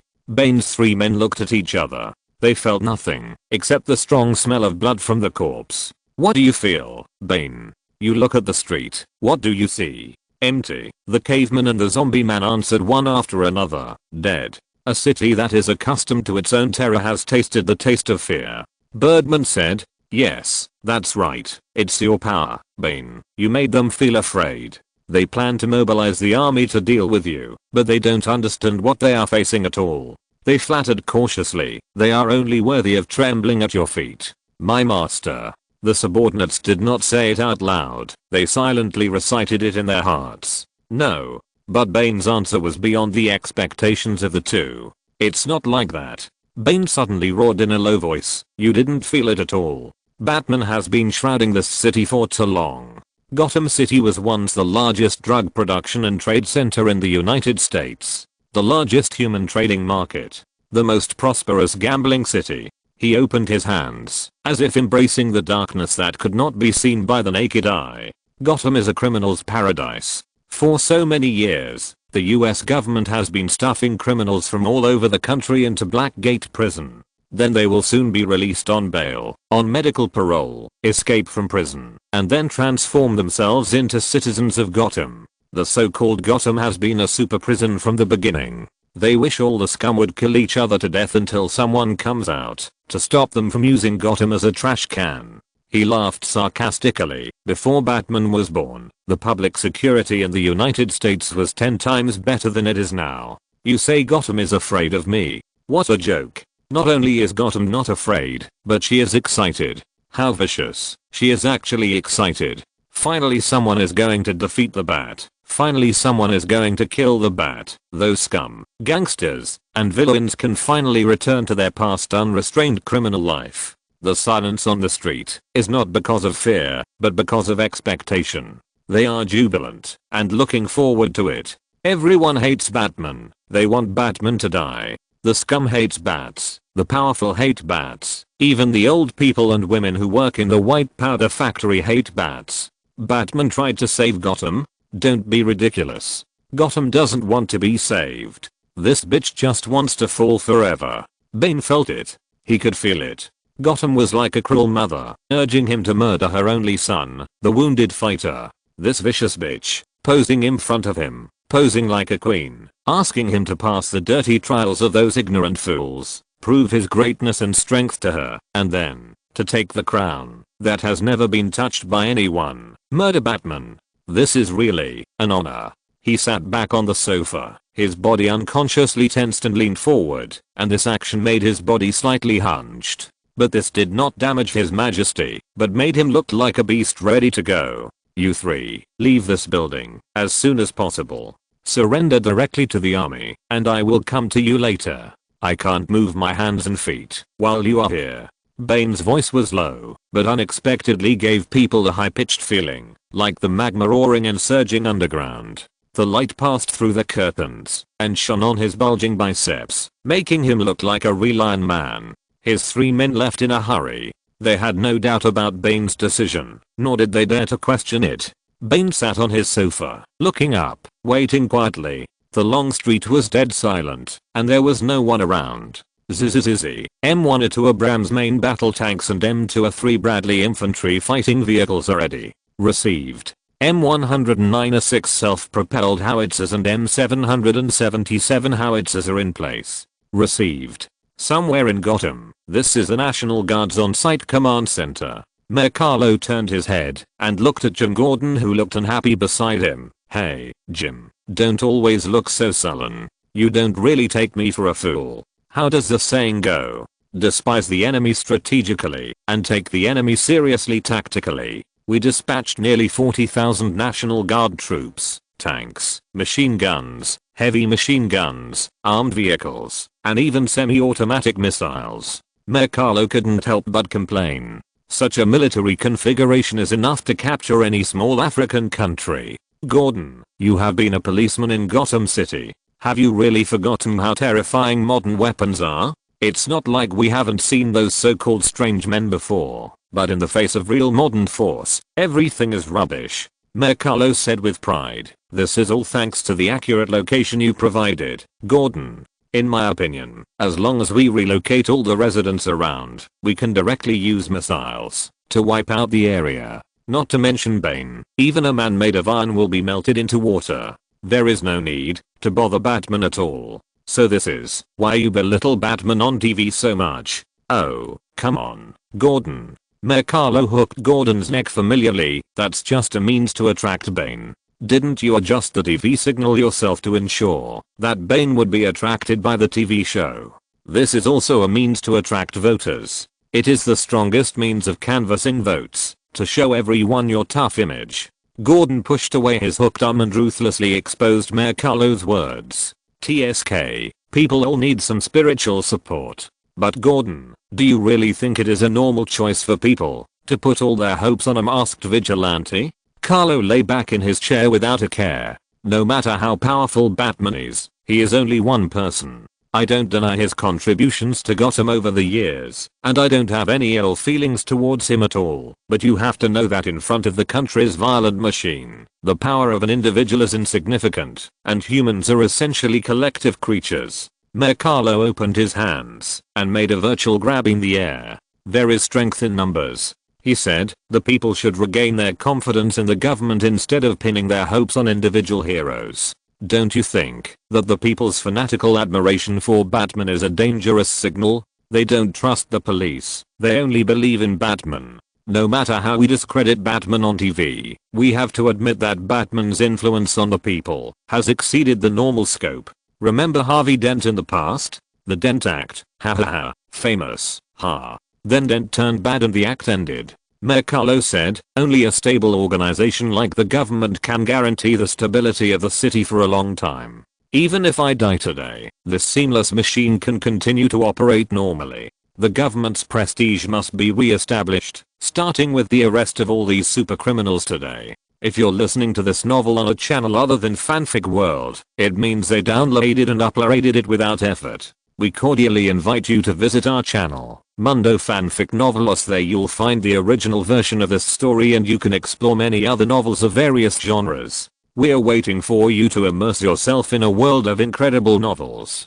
Chapter 22, Monster in the Sewer. TikTok.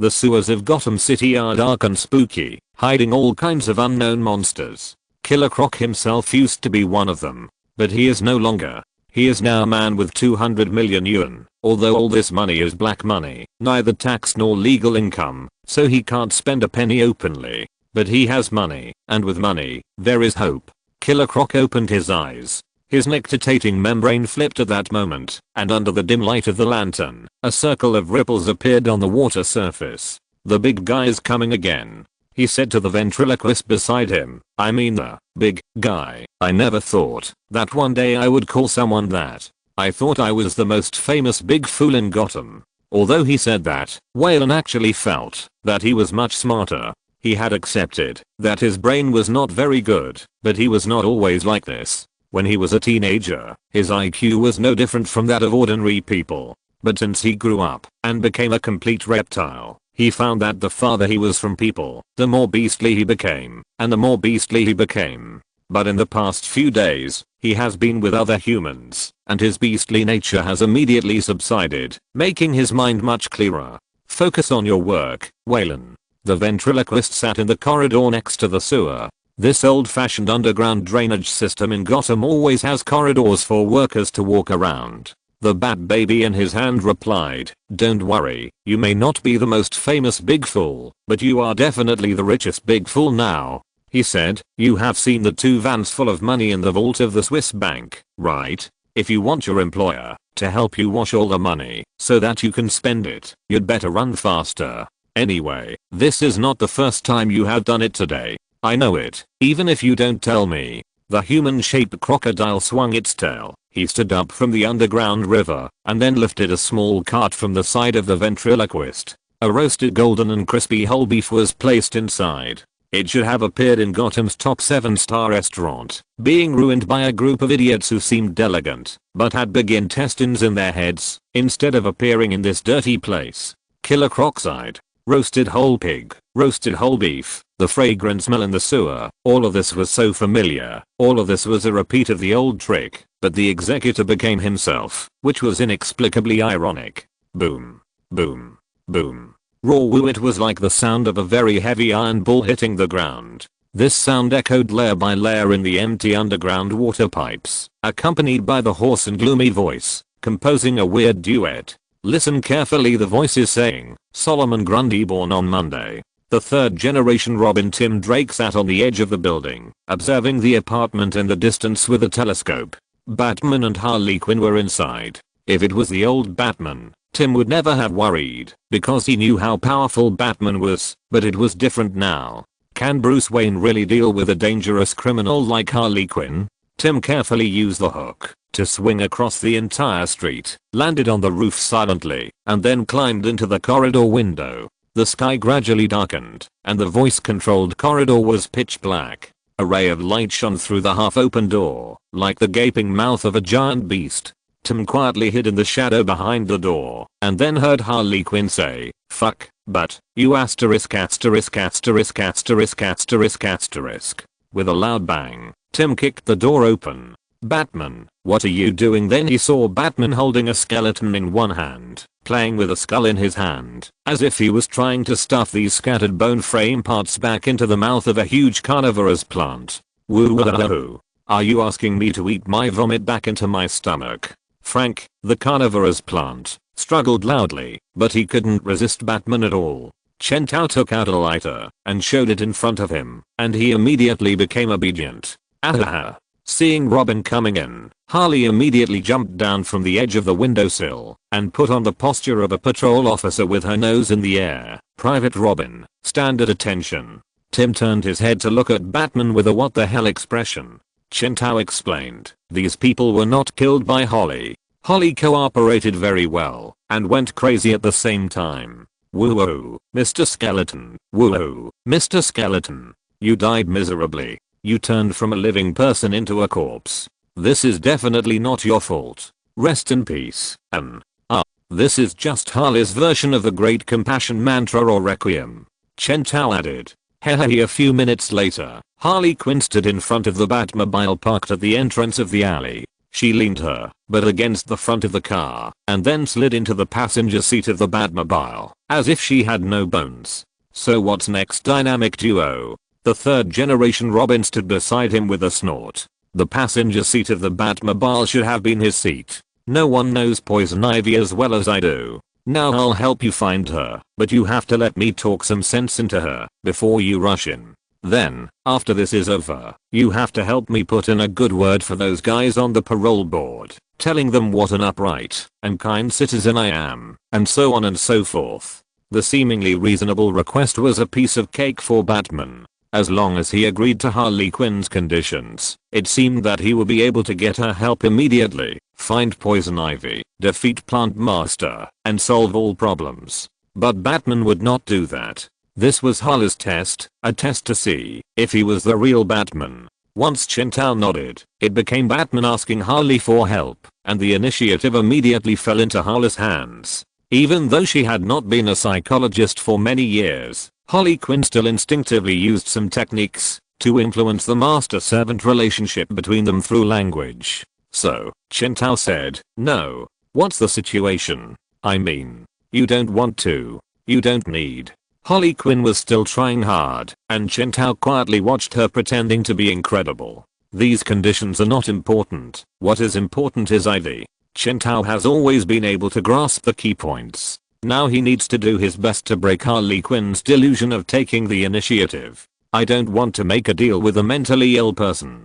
It's a sociopath." Harley scratched her head frantically. Sociopath. Sociopath. Oh my god, why does everyone get my identity wrong? She crossed her arms and jumped off the Batmobile. "If you don't agree to my conditions, why should I help you?" Chapter 23 Green Creatures. "You will help me, otherwise the peace of this world will cease to exist." Harley Quinn complained in her heart, as if Bane, the Joker, Two-Face and the Riddler are all kind women. Even a lunatic like you still likes the feeling of being alive. How about giving me a little sweetness as a deal? Please treat me to a day of spa and give my little cousin a signed photo of Batman. He is seriously ill. Chen Tao walked past her and went to the other side of the Batmobile. Chen Tao counted silently in his heart 3. "Hey, but only I can. 2. But Batman. 1. Okay, you are the boss anyway." Harley Quinn finally gave up and jumped directly into the passenger seat. Tim, the third generation Robin who witnessed all this, scratched his head frantically. "Wait, Harley Quinn is going with us? He stopped in front of Chen Tao. Is this a good idea? Not my first choice. He heard Batman answer him, but we can't let her out of our sight. She might tip off Poison Ivy that we are looking for her. Ha. That's right. Harley Quinn said unhappily. She made a cross-eyed expression, then pressed her fingers on her temples, making a silly expression. The dangerous lunatic is here. No one knows what she will do. The three of them got in the car. Harley, I just need you to help me find Poison Ivy. That's enough, and we'll handle the rest ourselves. Chen Tao sat in the main driver's seat, pretending to be steering the wheel. He was not the real Batman, and he didn't know how to drive this kind of thing called a chariot, but actually a tank. From just now until now, it has been driven by AI. Let's go somewhere first. Then we'll set out to find Poison Ivy. Okay, so, what specifically does Ivy want to do? Based on the expertise of the kidnapped scientist Professor Goldblum, the ideas of the Plant Master and Poison Ivy, and the attacks on the Joint Institute for Advanced Superhumans and Star Labs, I came to a conclusion that they will definitely use synthetic formulas to create swamp monsters and turn them into a fast-spreading virus, and then cleanse the earth and turn humans into plant and animal hybrids. What? Ugh. Harley Quinn stretched her neck and made an exaggerated gesture of disgust, then said, "Oh, don't get me wrong, I'm by no means a racist." She stretched out her pale little hands and patted her chest, then continued, "I mean, some of my good friends are plants. Well, at least on the bright side, they won't kill everyone." Robin said. "Maybe," Chen Tao replied, "but if they succeed, we are done for. We'll all live like plants in the future." He glanced at Harley Quinn and said to her deliberately, "And if their plan goes wrong, even a little bit, within a few weeks or days, we'll see all life on Earth extinct." "Wow, that's amazing," Harley said, seemingly unconcerned. "But wait a minute," said Tim the third generation Robin. "Why do they need Professor Goldblum? Why don't they release the virus themselves? Obviously, this is a shortcut." He quickly answered himself. It may take years or even decades to achieve genetic engineering. Once they start, they can no longer become complete humans. She is a congenital mutation, and he is a tree spirit from another dimension, who came to merge with ordinary people and finally succumbed to the super monster of the green of all things. Tree spirits from other dimensions. Are you kidding me? Holly said exaggeratedly. Chen Tao replied to Holly, "It's not like you haven't seen supernatural life forms, Clayface, Killer Croc, don't they?" "Forget it," he said. "We just need you to help us find Poison Ivy." The Batmobile drove around and stopped at the door of a dilapidated apartment. Slaughter Swamp. In a wooden house. All kinds of experimental equipment are available here. Poison Ivy is kissing Professor Goldblum. "Oh, this is disgusting. This is disgusting." The Plant Master is a walking tree. The lush vegetation and trunks make up his body, as well as the furry, green head with a pair of elf ears. At this moment, he stood by and pretended to be disgusted. After a long time, the two parted their lips. Professor Goldblum's eyes flashed green, and he stood up stupidly, walked to the table, and began to synthesize the potion. "Do you think I like this, exchanging saliva with him every 6 hours?" Poison Ivy wiped her mouth and spat on the ground. She said unhappily, "If you have a better way to make him listen to us, then I'm all ears." TSK. Plant Master crossed his arms. "There are always hardships in life. I don't want hardships. There are 7 billion meat bags in this world. Our plan will be their hardships. At least they are cruel hardships." Poison Ivy said, "No, our plan is to purify all organic matter on the earth. This is a very noble and righteous act." Noble and righteous, this word is so ironic. Plant Master said, "This word was created by a group of unsympathetic guys. They ignore other biological species and fight among themselves." Poison Ivy interjected, "Yes, they always talk about climate change, but isn't this all caused by them?" At least on this point, she could reach an agreement with Plant Master, which was also the basis for their cooperation. In fact, that's what they did. The Plant Master replied, "They doubled greenhouse gas emissions, cut down forests like crazy, and ravaged the planet. You once said something, Pamela, and I quote, 'Humans don't care about all this, unless we force them to.' The two plant villains reached a consensus and smiled at each other. They stood in front of the professor and looked at the grand blueprint of their plan. Well, once our virus is activated, everyone on this planet will get a big benefit, greening everything. Professor Goldblum took a little white mouse out of the box with his rubber-gloved hands and pointed the gun-shaped syringe in his hand at it. You'll feel a little pressure. Little guy, everything will be fine. It injected the light green drug. Under the witness of the two plant villains, the little white mouse gradually turned green, and finally green plants grew all over its body, turning into a green mouse. Success, it's stable. Plant Master said loudly, his voice filled with ecstasy. Oh my god, look how beautiful he is.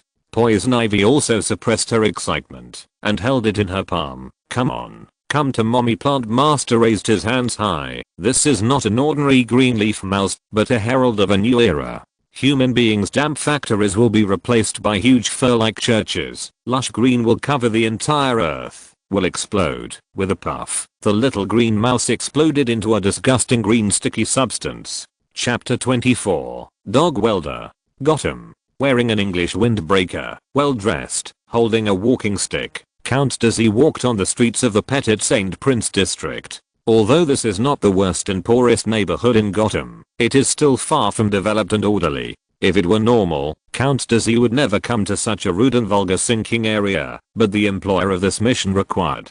Beep beep beep. Count Dizzy paused and looked at the driver who was cursing beside him. Fuck you. Are you deaf? The irritable driver honked the horn again, making a deafening sound. Seeing that Count Dizzy did not react at all, he actually took out a gun from his arms and pointed it at the other party. Get out of the way. Do you want to open dozens of transparent holes in your body? This is a typical mania. Count Dizzy frowned. He didn't expect that in this city, even maniacs can go out on the street openly and even get a driver's license. Fuck you. If you don't get out of my way, buzz buzz buzz. In an instant, the intangible wave swept across the other person's brain. The driver lowered his head, and with a puff, one of his eyes jumped out of his eye socket and fell to the ground. Amid the screams of exhaustion and the long whistle of his head hitting the horn, Count Dizzy bowed slightly, performed a standard British etiquette, then turned around and walked towards a dilapidated apartment on the side of the road. Let me see the address. Number 52. It's indeed correct. He turned around the exposed concrete steps and the red handrails with peeling paint, came to the door of room 401, and stretched out his hand. Knock knock knock. Come in. Wow. Count Dizzy made a somewhat surprised sound as soon as he walked into the room. From the outside, this place looks no different from those ordinary residential apartments near the slums. Even the door looks like it is made of wood, but once you walk in, you will immediately find a different world. Behind the disguise of the wooden door is a thorough alloy metal airtight door, which can effectively control the air pressure. The walls, ceilings and floors are all made of metal plates, with explosion-proof paint on the outside and anti-corrosion paint on the inside. This is a professional-grade explosion-proof room. Even if the building collapses, this room will not be destroyed. Various weapons are piled in the corners of the room, including grenades, rocket launchers, and even multiple explosives. On the other side of the room is a table with 4 people sitting next to it. 2 of them are known to Count Dizzy, the famous death shooter, whose shooting ability is as famous as his bad personality. The other is the British mercenary Misvik, who has a murder ability that is as deadly as a seductive appearance. The remaining 2 masked people are unknown. The younger woman is relatively normal, wearing a smiling cat mask and a long knife on her waist. Count Dizzy guessed that this is another assassin type mercenary. The other one is a bit weird. The man was sitting in the corner, wearing a welding mask on his face, which is the transparent, glare-proof welding mask used by welders. He was carrying a pair of gas cylinders on his back, holding a welding torch, wearing a light grey tights and suspenders, and a pair of rubber boots. From this point of view, he was a completely ordinary welder. But what was striking was that he was holding a dead dog in his left hand. It was a very ordinary dog, which looked like a golden retriever, but only the upper half was left. Someone had used something to cut the dog in half, and then took away the upper half. The dog seemed to have just died, and it was even quite fresh. Half of the internal organs were dangling, and the Count Dizzy felt something rolling in his stomach just by looking at it. And the man's left hand actually stabbed into the dog from the back of the waist, ignoring the blood dripping down his arm. Hello, my name is Dog Welder. Nice to meet you, new friend. I just arrived too. Dog Welder spoke. Wait, it's not the person who spoke, it's the dog who spoke. Question mark question mark question mark. It was a real dog that was talking. The dead dog in the welder's left hand suddenly raised its head, and a smile of joy appeared on its face. Are you also hired to participate in the mission? This strange and terrifying scene really frightened the Count Dizzy, but he was not a normal human being, so he quickly restored his noble dignity. Yes, sir, it's an honor to work with you. He resisted staring at the dead dog in the other's hand, walked to Ms. Vic, and kissed her hand. Beautiful lady, your appearance is as shining as the stars in the sky. Count Dill, old friend. Ms. Vic was a slim woman with blonde hair and blue eyes. She wore an eye mask and a red and gold tights, but her upper shoulders and half of her breasts were exposed. That's enough. When will your elegant noble game stop for a while? The Death Shooter, who was ignored the whole time, knocked on the table in dissatisfaction. Now that everyone is here, let's listen to what weird tasks our sponsor will give us. He raised his chin to the Cheshire Cat. The taciturn masked cat took out a recorder from the pile of grenades next to him. Dear, am I seeing right? A recorder? Ms. Vic said. The Death Shooter ignored her. He pressed a button on the recorder, raised the antenna, and adjusted it for a while. Then he said, the employer asked us to turn on the radio after everyone is here. Be quiet and wait quietly. I think you are all here for the money. It's just right that I'm the same. So the four of them waited quietly. Soon, amidst the rustling sound, a voice finally came. Zzzz. Can you hear me? Yes, employer. Death Shooter replied. What do you want us to do this time? Are we going to catch the arsonist fireflies, or other criminals who popped out from the corners? Our righteous employer? Neither. Death Shooter heard that the employer's voice became a little hoarse under the influence of the radio. He had checked that this recorder was an oversized wireless walkie-talkie. Does this mean that the employer is nearby at this time? I have assigned a leader to you. You must obey his orders. Especially you, Count Vertigo. Count Vertigo was a little unconvinced. Although he knew that he was not the only one on this mission, he never thought about cooperating with others. He is a lone ranger, a lone wolf. He and others completed the same mission together this time, just for the sake of money, and you still expect him to listen to others' orders? What do you think this team leader is, Batman? Chapter 25 Leader. No. Why is this happening? Plant Master couldn't believe it. He grabbed the green slime and threw it against the wall in a rage, like a large green snot. Project result, failure. Professor Goldblum wrote and drew on the draft paper, target death. Why is this happening? Plant Master turned his eyes to him. Even though he had a wooden face, he could still see how angry he was. He is a liar. He didn't try his best at all. Professor Goldblum flashed a pair of green eyes and faced Plant Master's accusation blankly. The Plant Master quickly turned his anger to Poison Ivy. Your hypnotic kiss doesn't work at all. Ivy sighed. Calm down, Jason. He is still under our control. She turned to the professor and said, Harold, tell us what caused it? Professor Goldblum's eyes flashed green, and then he replied, this is a very complex azeotropic mixture. The virus conversion formula works well, but it's just on paper. There are almost millions of variables that can cause the process to fail. Then try to guess. Meat bun. Well, guessing is not scientific. Professor Goldblum pushed his glasses, but I suspect it has something to do with something we have been using. The old swamp water used for our experiments came from the massacre swamp. This won't work. What we need is regular biological nutrients and chemicals. Water should be taken from regular places. Places that can create swamp monsters. Wainwright Swamp in Louisiana. Oh my god, I feel a pain in my butt. Poison Ivy said. No, Pamela, don't you see? This is perfect. The Plant Master said, his eyes flashing with fanaticism. This river flows directly into the Gulf of Mexico. The water from the Gulf of Mexico can carry the virus to the Atlantic Ocean, and then to the whole world. He turned around and said, "Those corrupt death-filled monsters will never be able to destroy the green of all things. The incompetent and dirty red of all things will completely surrender to us. Even without the help of the swamp monsters, we can drive those dirty things back to the corners, where they should go. This planet will be protected by the Great Green." He circled on the map. "The rescue plan for Mother Earth will start from here. As for who will be the leader, Death Shooter doesn't care. Ever since his daughter was promised the admission letter, he has been a bit of a jerk. No matter what the employer says, I will just say yes. Anyway, you have money, and what you say is what it is." So he said, "Okay, then. Employer, I don't think we need a so-called team leader." Count Dizzy was interrupted by the voice of the employer coming from the recorder. Before he finished speaking, "You can make a decision after you have seen this leader, and this leader will be in this room soon." The voice of the recorder became even hoarser, mixed with some metallic harsh sounds, as if it was interfered by some electromagnetic field, making a low and hoarse groan. "And I think, when you really see this leader, you will never object to him taking this position, because I think he is someone you are very familiar with, a real old friend."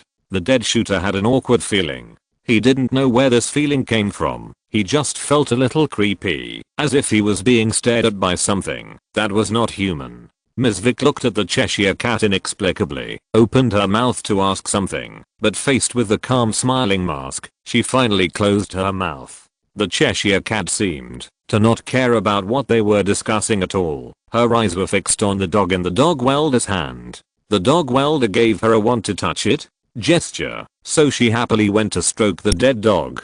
Dong dong dong. There was a knock on the door, and Deadshot stood up, feeling more and more uneasy. There was something outside. "Come in," Count Dizzy said loudly. A thrilling sense of danger came over him, and he felt his hair stand on end. Ms. Vick also stood up.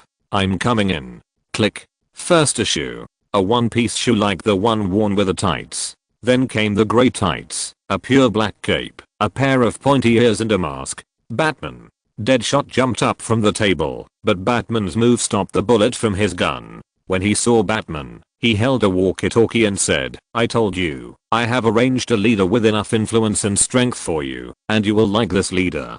Deadshot saw Batman's pointy ears facing him, and Batman's voice was broadcasting synchronously in the recorder on the table, layer by layer, like a nightmare echoing in a dark well. He heard Batman say, "Because the leader is me." Chentao once thought about whether he should disclose his identity as the employer behind the scenes at this time.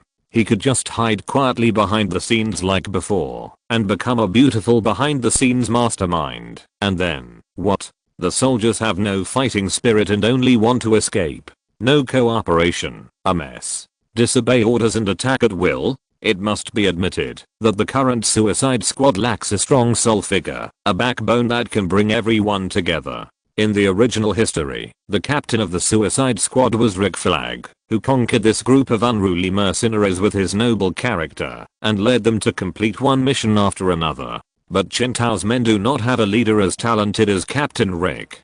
Deadshot undoubtedly has this talent. In the history of the Suicide Squad, he has the most records of being the captain besides Rick. But now he is just a loner who has been alone for many years, not the leader who has been trained in the Suicide Squad for several years.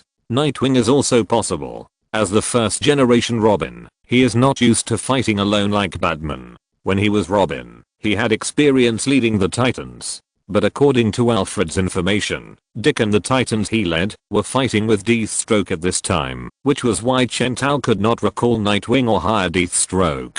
Chentao did not want someone to tell them halfway through a fight, "Batman is looking for you / an employer is looking for you." So they put down their work to take the task and were shocked to find that their enemies had become teammates. Therefore, moreover, Chentao can now turn into a big dinosaur anyway, and he has basic combat power. He can also turn into a bat monster car. Even if he can't beat him, he can definitely escape faster than others when he turns into a car. That's enough. In any case, his life safety can at least be guaranteed. If he still doesn't dare to go to the scene in person, it's not hiding, but being cowardly. Chentao walked into the door and swept his eyes over the 4 people in the room. Deadshot, Count Dizzy, Cheshire Cat, yeah, everyone is here. Wait. Question mark?